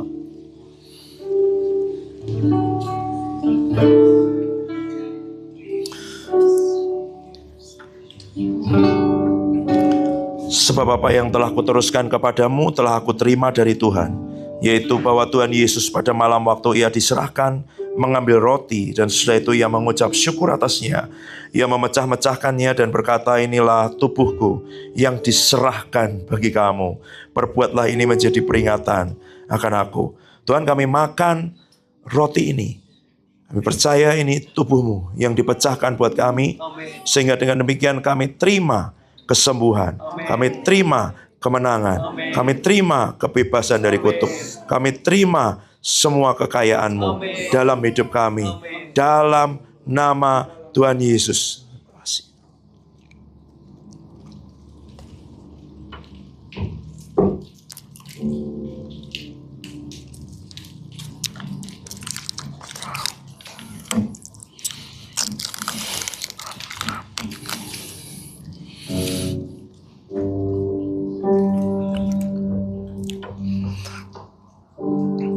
Demikian juga ia mengambil cawan sesudah makan lalu berkata, cawan ini adalah perjanjian baru yang dimeteraikan oleh darahku. Perbuatlah ini setiap kali kamu meminumnya menjadi peringatan akan aku. Terima kasih Tuhan, sebab darah binatang tidak bisa membayar hidup kami. Darah nenek moyang tidak bisa membayar hidup kami.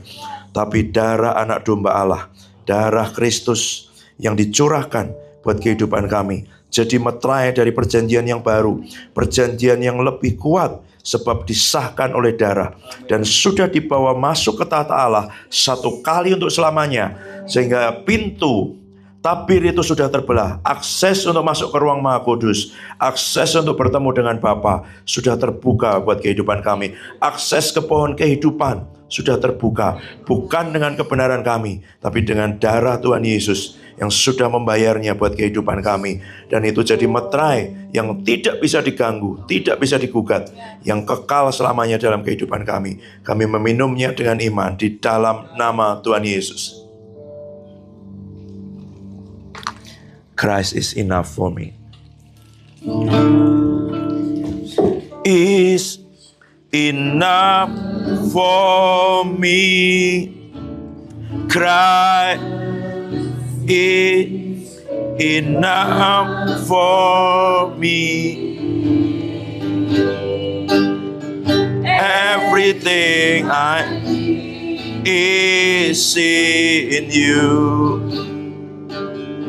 Everything I cry is enough for me. Cry is enough for everything I need is in you. Everything Christ is enough.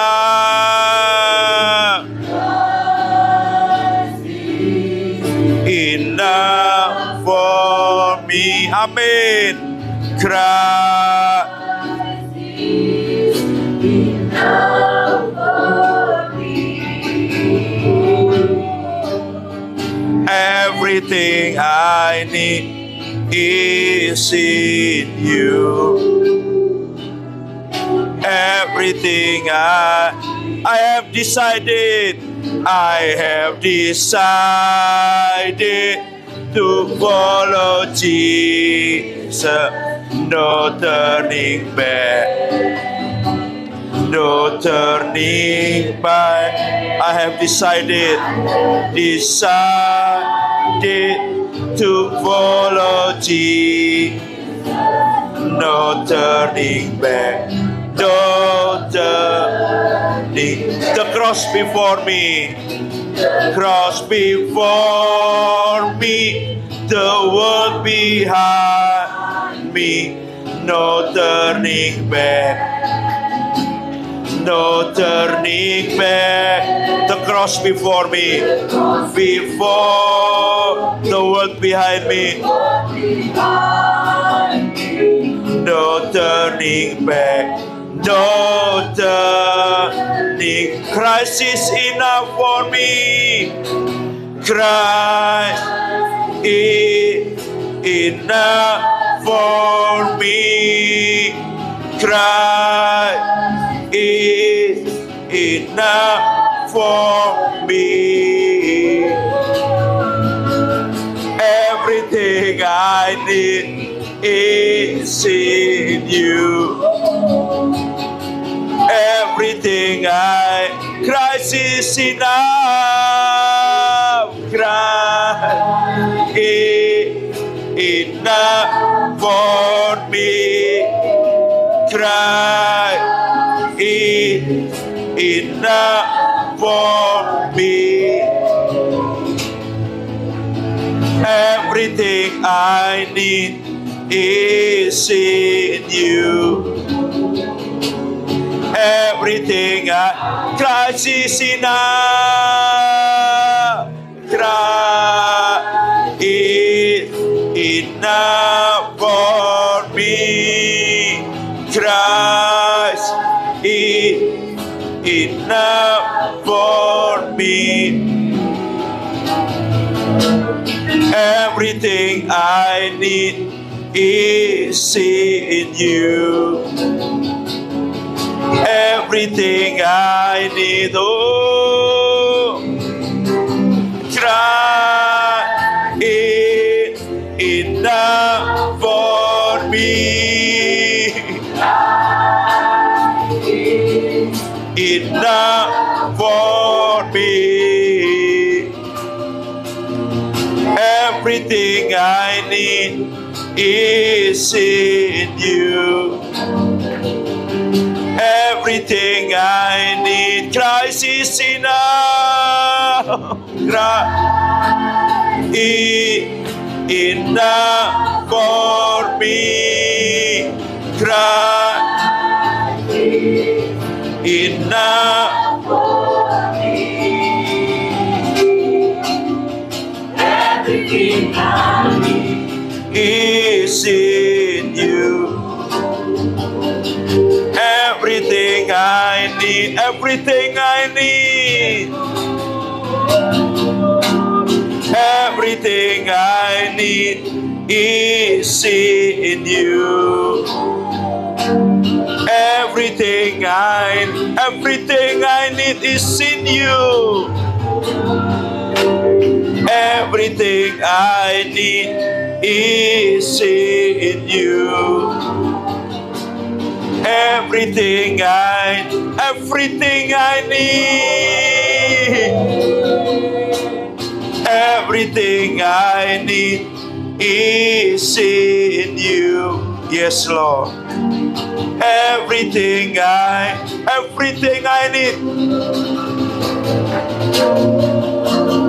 Everything I need is in you. Everything semua sudah disediakan di dalam Kristus. Dan waktu kita percaya, kita juga sudah di dalam Kristus.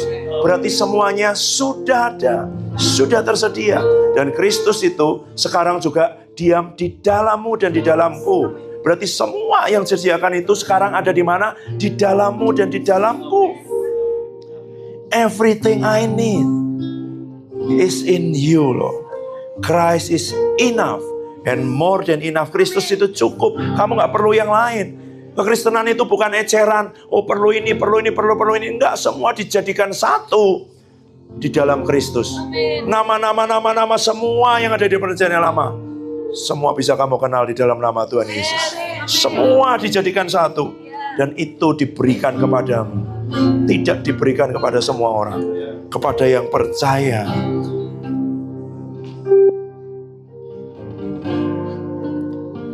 Everything I need is in you.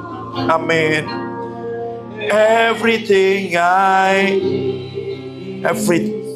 Yes, Lord. Everything I need is in you. Everything I need.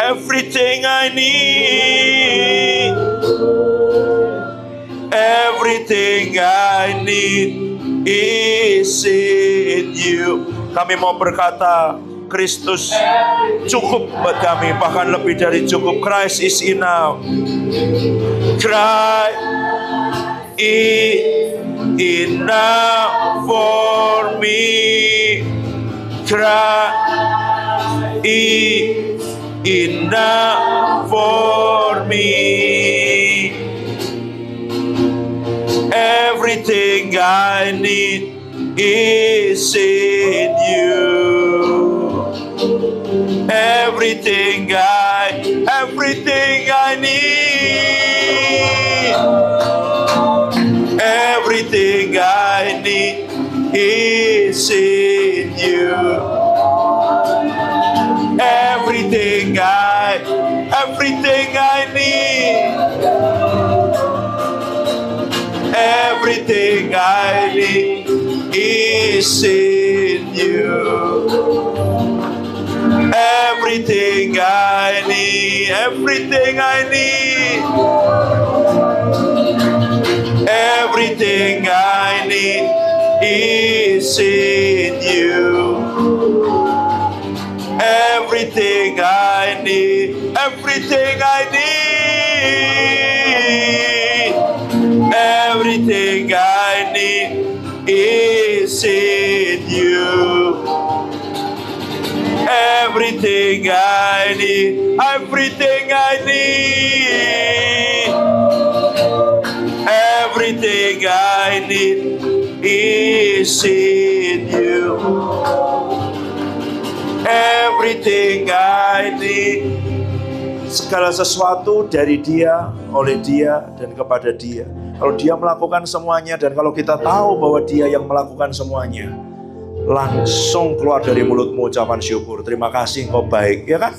Dia mati ganti kita, Dia mati sebagai kita, Dia mati di atas kayu salib, bukan untuk dirinya sendiri, untuk kita. Dia bangkit, berarti kita ikut bangkit. Dia naik ke surga, kita ikut naik. Dia melakukan semuanya buat kita. Kita terima kasih Tuhan Yesus. Dan sekarang Dia diam di dalam kita. Tidak hanya menyertai, tidak hanya bersama, tetapi di dalam. Wow. Biar setiap kebenaran ini memerdekakan kehidupan kami.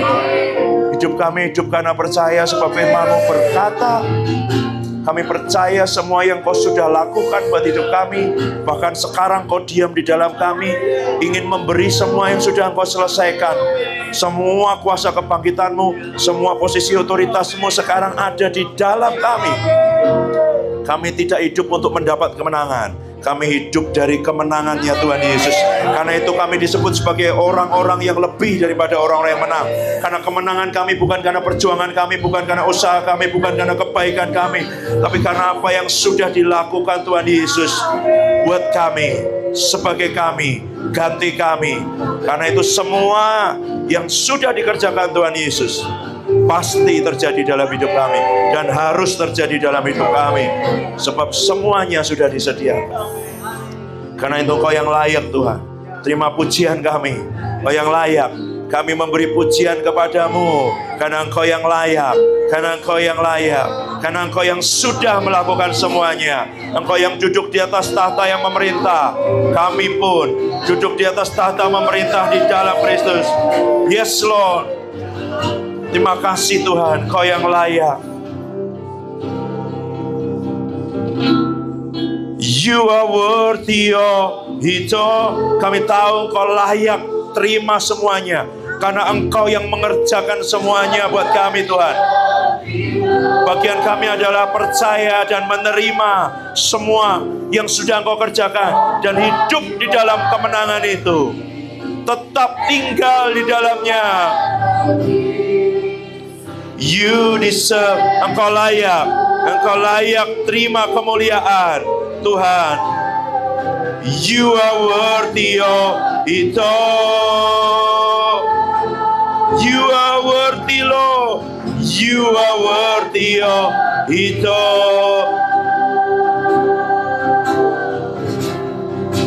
For from You are all things, and to You are all things.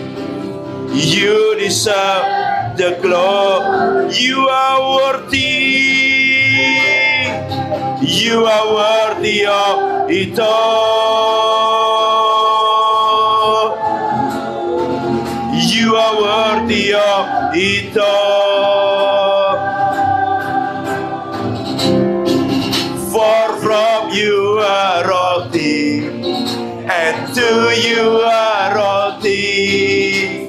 You deserve the glory. Oh, You are worthy of it all. Amen. You are worthy of it all. For from You are all things, and to You are all things. You deserve the glory. You are worthy of it all. You are worthy of it all. For from You are all things, and to You are all things. You deserve the glory. You are worthy, Lord. You are worthy of it all. You are worthy of it all. For from You are all things, and to You are all deserve the glory. You are worthy, Lord. You are worthy of it all. You are worthy of it all. For from you are all things, and to you are, for from you are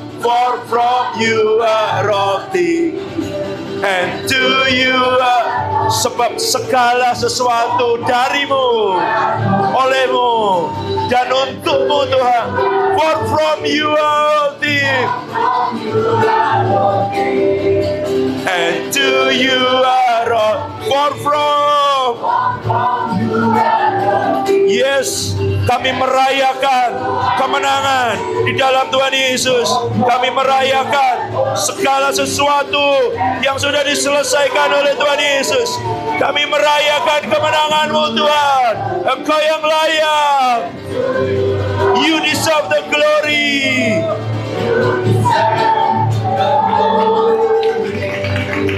Layaklah segala bangsa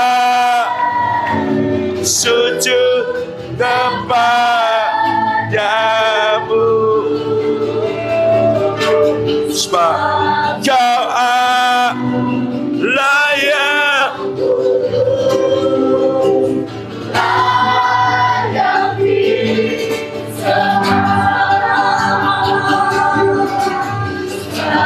Kau layak kudus.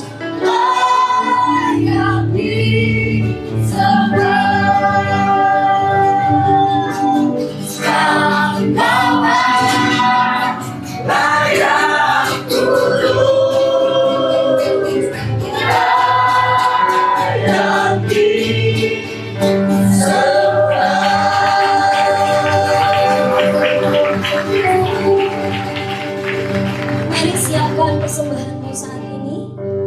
Tanya Roh Kudus, berapa yang harus kau berikan? Tuhan, Tuhan, Tuhan.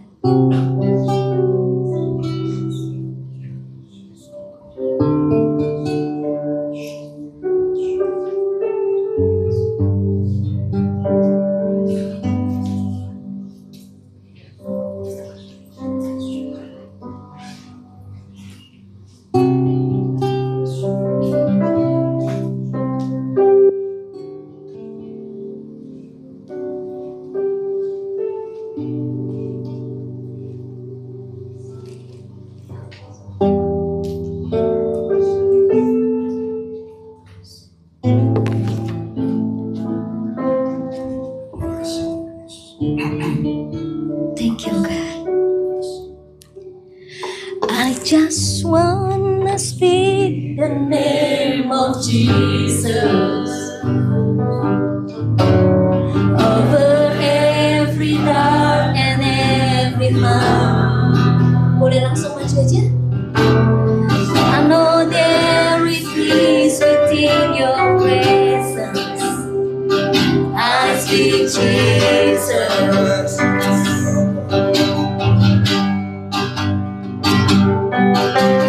I just want to speak the name of Jesus. Till every dark addiction starts to break. Declaring there is hope and there is freedom. I speak Jesus.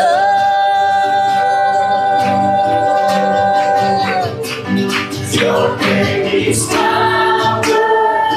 Your name is healing. Your name is life. Like every stronghold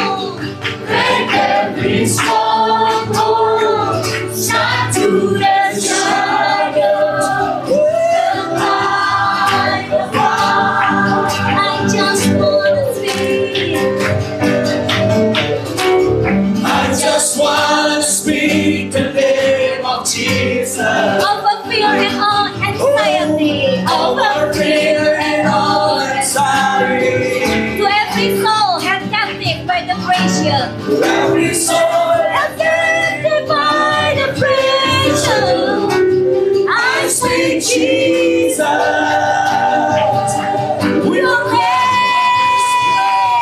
Your name is power.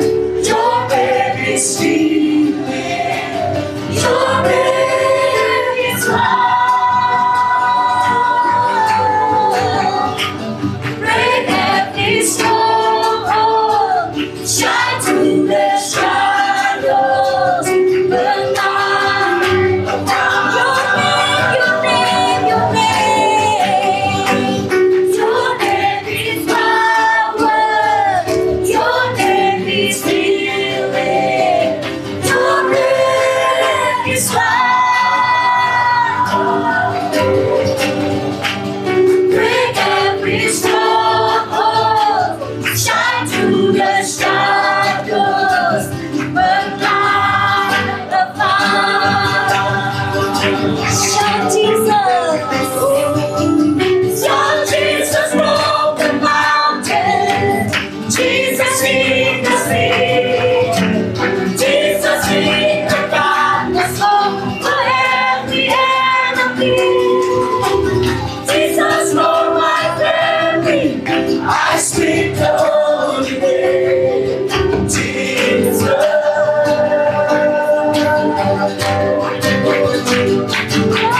Shout Jesus from the mountain. Jesus in the sea. Jesus in the darkness over every enemy. Jesus for my family. I speak the holy name. Jesus. Shout Jesus. Shout Jesus from the mountain. Jesus in the darkness over every enemy.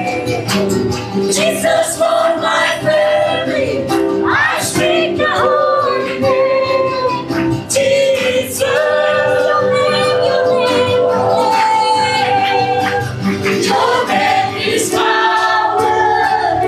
Your name is healing. Your name is love. Break every stronghold. Shine through the shadows. Burn like a fire. Your name, your name, your name. Your name is power. Your name is healing. Your name is love. Break every stronghold. Shine through the shadows. Burn like a fire. Your name, your name, your name, your name. Your name is power. Your name is healing. Your name is love. Break every stronghold. Shine through the shadows. Burn like a fire. Your name is power. Your name is healing. Your name is love. Holy Spirit. Break every stronghold. Shine through the shadows. Burn like a fire. Thank you Holy Spirit. Kami tahu Kau ada di tengah-tengah kami. Saat pujian penyembahan dinaikkan, firman diberitakan, nama Yesus ditinggikan sebab Engkau yang layak. Engkau yang layak. Kami sungguh mengingini yang lebih lagi, pewahyuan demi pewahyuan yang disingkapkan, supaya hidup kami benar-benar merdeka, supaya kami tidak dikuasai oleh kekhawatiran, ketakutan, masalah, persoalan apapun itu. Supaya kami mengenal dan memiliki iman yang benar. In the name of Jesus. Thank you Lord, thank you Lord, thank you Lord. Silahkan semuanya duduk perlahan-lahan. Terima kasih Tuhan, terima kasih. Ini yang Roh Kudus taruh di dalam hati saya. Sebentar lagi kita akan selesai, ya. Sebentar lagi kita akan selesai. Setelah ini nggak nyanyi lagi, langsung doa penutup, ya. Setelah itu langsung kita makan. Tapi saya nggak usah pakai ini ya, karena nyetrum. Kalau udah papi nggak nyetrum karena papi pakai kaos kaki. Iya. Oke. Ya, oke, thank you. Yes. Tentang iman, tentang apa yang tadi barusan papimu sharingkan semuanya. Tapi Roh Kudus kasih sesuatu yang seringkali kita sebagai orang Kristen salah dalam beriman. Termasuk mami. Sampai Roh Kudus singkatkan ini dan membuat mami mengerti, ya. Seringkali kita berpikir bahwa orang beriman itu sama dengan gambling. Tahu gambling? Berjudi. Iman tidak sama dengan berjudi.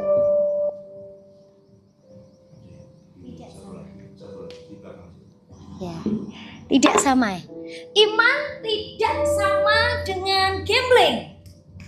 Karena tanpa mami sadari kemarin, sampai mami masih ngomong yang sama, sampai papi waktu itu kasih tahu mami, sayang, beriman itu bukan gambling. Dan baru seperti itu mami akan cerita dengan sebuah kesaksian hidup yang nyata yang sudah mami alami. Tahun lalu mungkin, ya tahun lalu, sekarang kakak ini sudah lulus, ya sudah diwisuda. Seperti biasa setiap kali pergantian semester ganjil, mami selalu berdoa dan tanya Roh Kudus, siapa yang akan jadi kakak-kakak mentor untuk 1 tahun ini, ya? Mami selalu berdoa, tanya Roh Kudus, sampai Roh Kudus biasakan memberi nama-nama. Sini, gitu ya. Sudahlah terkumpul sekian belas nama kakak mentor kalian. Waktu itu bukan kakak mentor yang sekarang. Lalu singkat cerita, di dalam hati mami ngomong sama Roh Kudus, sini oke, sini. Tapi Tuhan, Roh Kudus yakin si ini dia bisa jadi kakak mentor. Aduh Tuhan, aku tahu track record anak ini. Kakakmu ini dulu salah satu otak.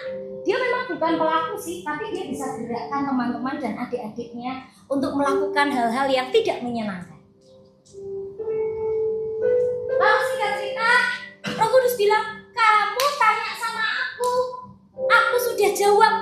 Ingat, iman timbul dari pendengaran akan firman Kristus. Tapi ceritakan Habel persembahnya diterima bukan karena Tuhan lebih suka yang ini dan tidak suka yang itu, bukan. Karena Tuhan sudah ngomong sama Habel, aku suka kambing domba, kasih itu. Dan Habel nurut kasih. Oleh karena iman Nuh membangun bahtera, membuat bahtera. Karena sebelumnya Tuhan ngomong sama Nuh, aku akan menghukum semua umat manusia pakai air. Jadi aku mau kamu, setelah seisi dunia aku lihat kamu yang aku dapati orang benar di hadapanku. Aku mau menyelamatkan kamu dan seisi keluargamu. Jadi kamu harus bangun bahtera, ukurannya begini, kayunya dari ini. Lalu kamu nanti siapkan ada sepasang binatang masuk ke dalam bahtera. Oleh karena iman Nuh membuat bahtera. Oleh karena iman Rahab, perempuan pelacur, dimasukkan dalam kategori orang-orang beriman. Dia pelacur. Dia orang yang menjual dirinya. Tidak tahu dengan berapa pria itu dia. Tapi dia pelacur. Bagaimana seorang pelacur bisa disandingkan dengan Abraham, dengan Ishak, dengan Yakub, dengan Nuh, dengan Habel, dengan orang-orang hebat? Karena Rahab dengar Allah Yahweh yang sanggup membelah laut merah. Karena Rahab percaya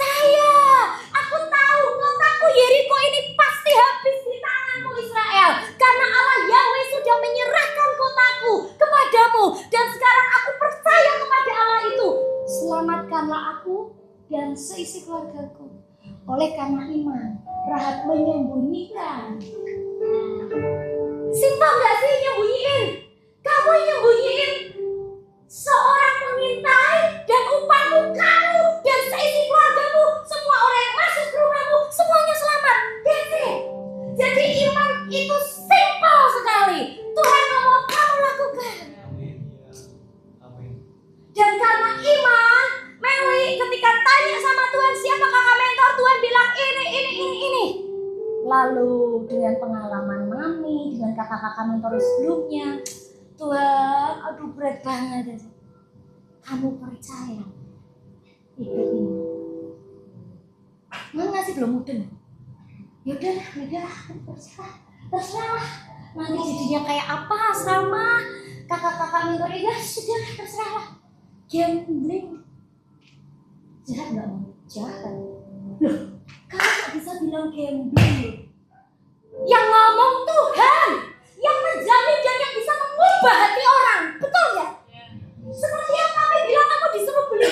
Kalau misalnya Tuhan suruh bilang kamu beli nasi goreng jam 3 pagi, Tuhan jam 3 pagi mana ada yang jual nasi goreng? Kalau Tuhan yang suruh malaikat pun jadi manusia datang turun ke dunia buat nasi goreng buat kamu, bukan setan. Ngerti? Karena dia Tuhan yang ngomong sama kita itu Tuhan. Lalu apa alasan kita tidak percaya kepada perkataannya? Itu Mami masih ngomongnya gambling. Yaudahlah Tuhan buat gambling deh. Loh, kalau aku gambling berarti aku bisa percaya kalau yang diomongin Tuhan itu tidak terjadi. Karena gambling ada kemungkinan, betul gak? Tapi tadi Papi bilang iman itu pasti. Sepasti ini tadi sepedong kalau dijatuhin jatuh, sepasti itu. Ya, amin. Mami ulangi lagi. Iman bukan gambling. Nek gambling ini, ya wes lah Tuhan, nanti anaknya berubah ya wes, gak berubah ya wes. Bukan, itu bukan iman, itu gambling. Tahu?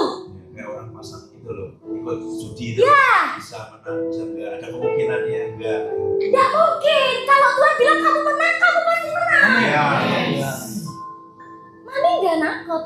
Sampai akhirnya bener, kamu tahu nggak? Waktu kakak itu, salah satu kakak itu jadi kakak mentor. Yang pertama setelah itu dia chat Mami, kenapa Mami mau pilih aku jadi kakak mentor?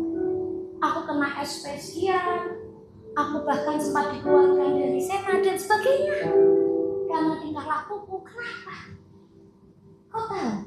Aku ngomong jujur sama anak laki-lakiku yang aku bilang, kalau Mami boleh bilang jujur, karena Roh Kudus mau kamu jadi kakak mentor. Dan kamu tahu, itu momen dia berubah sangat luar biasa. Di PPL memang dia sudah ngalamin Tuhan. Tapi ketika dia jadi kakak mentor, diberi kepercayaan, disitulah Tuhan ubah hidupnya. Kamu tahu satu-satu sampai detik ini kakak-kakak mentormu yang sekarang, Mami ketemu sama kakak mentormu, tanya gimana adik-adikmu, problem mereka apa. Ada satu kakak mentor yang cerita tentang adik. Mami, satu kali adik mentorku tanya, kenapa kamu gini, kok sekarang kamu jadi berubah? Iya kak, karena kakak itu, aku lihat kakak itu kok bisa berubah ya. Kalau kakak itu bisa berubah, aku juga bisa berubah. Kamu tahu, kalau Tuhan bilang aku mau dia, mau setan pun itu nggak bisa ambil. Karena beriman itu bukan gambling. Kalau gambling itu bisa terjadi, bisa tidak. Tapi kalau Tuhan yang bilang itu akan terjadi, pasti terjadi. Amin. Sampai Mami kesaksian pun Mami masih ya waktu itu sampai semalam kami video call sama guru-guru di Jakarta. Mami masih ngomong tentang pengalaman ini yang Mami ceritakan ke kalian. Waktu itu aku nggak tahu. Aku bilang yaudah lah Tuhan, gambling lah Tuhan. Loh, kamu mempercayai Tuhan itu bukan gambling. Nanggap nggak? Kalian bisa nanggap ini. Tuhanmu itu baik. Pasti yang terjadi dalam hidupmu adalah baik. Dia tidak hanya baik, dia Tuhan yang sempurna. Pasti yang terjadi dalam hidupmu itu hal yang sempurna. Kalau kalian ikut doa siang kemarin, Mami nambahin tentang Tuhan yang menyediakan. Dia Tuhan yang sudah menyediakan, termasuk pasangan hidupmu. Jadi kalau kamu masih semester 1 sampai semester 5 bingung tentang pasangan hidup, kamu tidak kenal siapa Tuhanmu. Dia sudah menyediakan. Percaya aja, Mami. Tapi temanku di kampung sudah punya pacar 5, Mami. Kamu bukan balon. Jelas. Nangkep. Kenapa kamu mesti iri sama temanmu? Temanmu sudah punya pacar. Enak ya, nggak sekolah di STTS, pindah. Pindah ke sekolah yang sama kayak temanmu, nggak apa-apa. Tapi percayalah, temanmu nggak tahu rahasia besar bahwa Tuhan sudah menyediakan. Bahwa kamu hanya perlu iman. Ketika Tuhan bicara, kamu percaya dan kamu lakukan. Dan itu pasti terjadi. Pasti spidol ini Mami lepaskan dari aku. Dan bukan gambling. Ngerti anak-anak? Mami salah. Mami salah. Ya wis Tuhan nggak salah. Jadi ya enggak jadi ya enggak apa-apa. Salah, nggak boleh ada perkataan seperti itu buat orang beriman. Buat orang beriman Tuhan ngomong apa itu. Berapa sering kita ngomong kayak gitu? Bener nggak ya? Tapi ini suara Tuhan ya? Bener nggak ya? Loh sis, kalau itu suatu hal yang baik dan tidak melanggar kebenaran firman, lakukan. Nanti kamu akan semakin kenal suara Roh Kudus di hidupmu. Tapi kamu tidak akan pernah kenal suara Roh Kudus seperti apa kalau kamu nggak pernah merenungkan firman. Jelas, pengalaman hidup Mami tentang bagaimana Roh Kudus mengajari Mami memilih kakak-kakak mentor dan mempercayakan Tuhan untuk memilih mereka. Itu menjadikan Mami semakin tahu bahwa beriman itu bukan gambling. Ya wis lah Tuhan, kalau kakak ini berubah ya puji Tuhan, enggak ya udah. Enggak boleh gitu. Kalau Tuhan ngomongkan dia berubah, sudah berubah, pasti berubah, harus berubah. Gitu. Tuhan bilang anakmu adalah pembunuh-pembunuh raksasa. Mereka adalah raja walimel, mereka adalah singa. Kalau saat ini aku lihat mereka kucing, apakah aku percaya dia kucing? Tidak. Aku akan mendidik mereka seperti seorang singa, seekor singa. Karena Tuhan sudah bilang mereka singa, raja wali. Kecuali Tuhan bilang anakmu kucing, Mel. Ya udah manja-manjain, kasih mainan, loncat-loncat, kasih rumah kucing, ya kan? Anakmu singa, aku harus terbiasa di padang belantara, cari makan semuanya. Andalkan itu yang lakuin. Nangkep kok nak. Jadi kau harus tahu janji Tuhan. Kalau kau ada di STT Sangkakala, kau ada di Oikos, yang dari UKSW, bersyukur kau Tuhan pilih kamu di UKSW Kak Budi. Lewat UKSW kakak kenal Oikos. Ya karena kami punya janji Tuhan seperti itu. Bahwa orang-orang di bawah penggembalaan kami akan jadi orang-orang besar. Amin.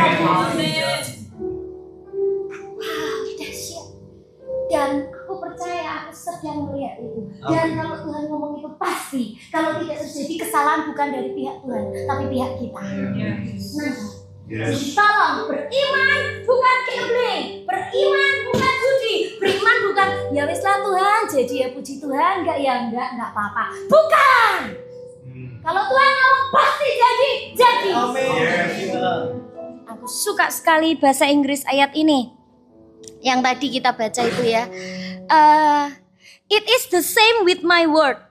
I send it out and it always produce fruit. Always, selalu. Firman itu hidup, dia selalu berbuah di hidupmu. Tapi kalau kamu dan aku nggak pernah mau lama-lama baca firman, buat apa? Bagaimana bisa disini? Aku suka always, selalu. It will accomplish all I want it to, and it will prosper everywhere I send it. Di mana saja. Ingat lagu 8 kan lah, tempat suatu ruangan mengembang, ada ayatnya. Mau di kota, mau di tempat sunyi, mau kau ada di puncak gunung, kau ada di Jakarta, everywhere. Ada tempat di mana firman Tuhan tidak berlaku. Di neraka pun firman berlaku. Amin. Kalau ada firman di hidupmu, semua prosperity itu akan berlimpah ruah. Amin. Mari kita bangkit berdiri bersama-sama. Buka kedua tanganmu.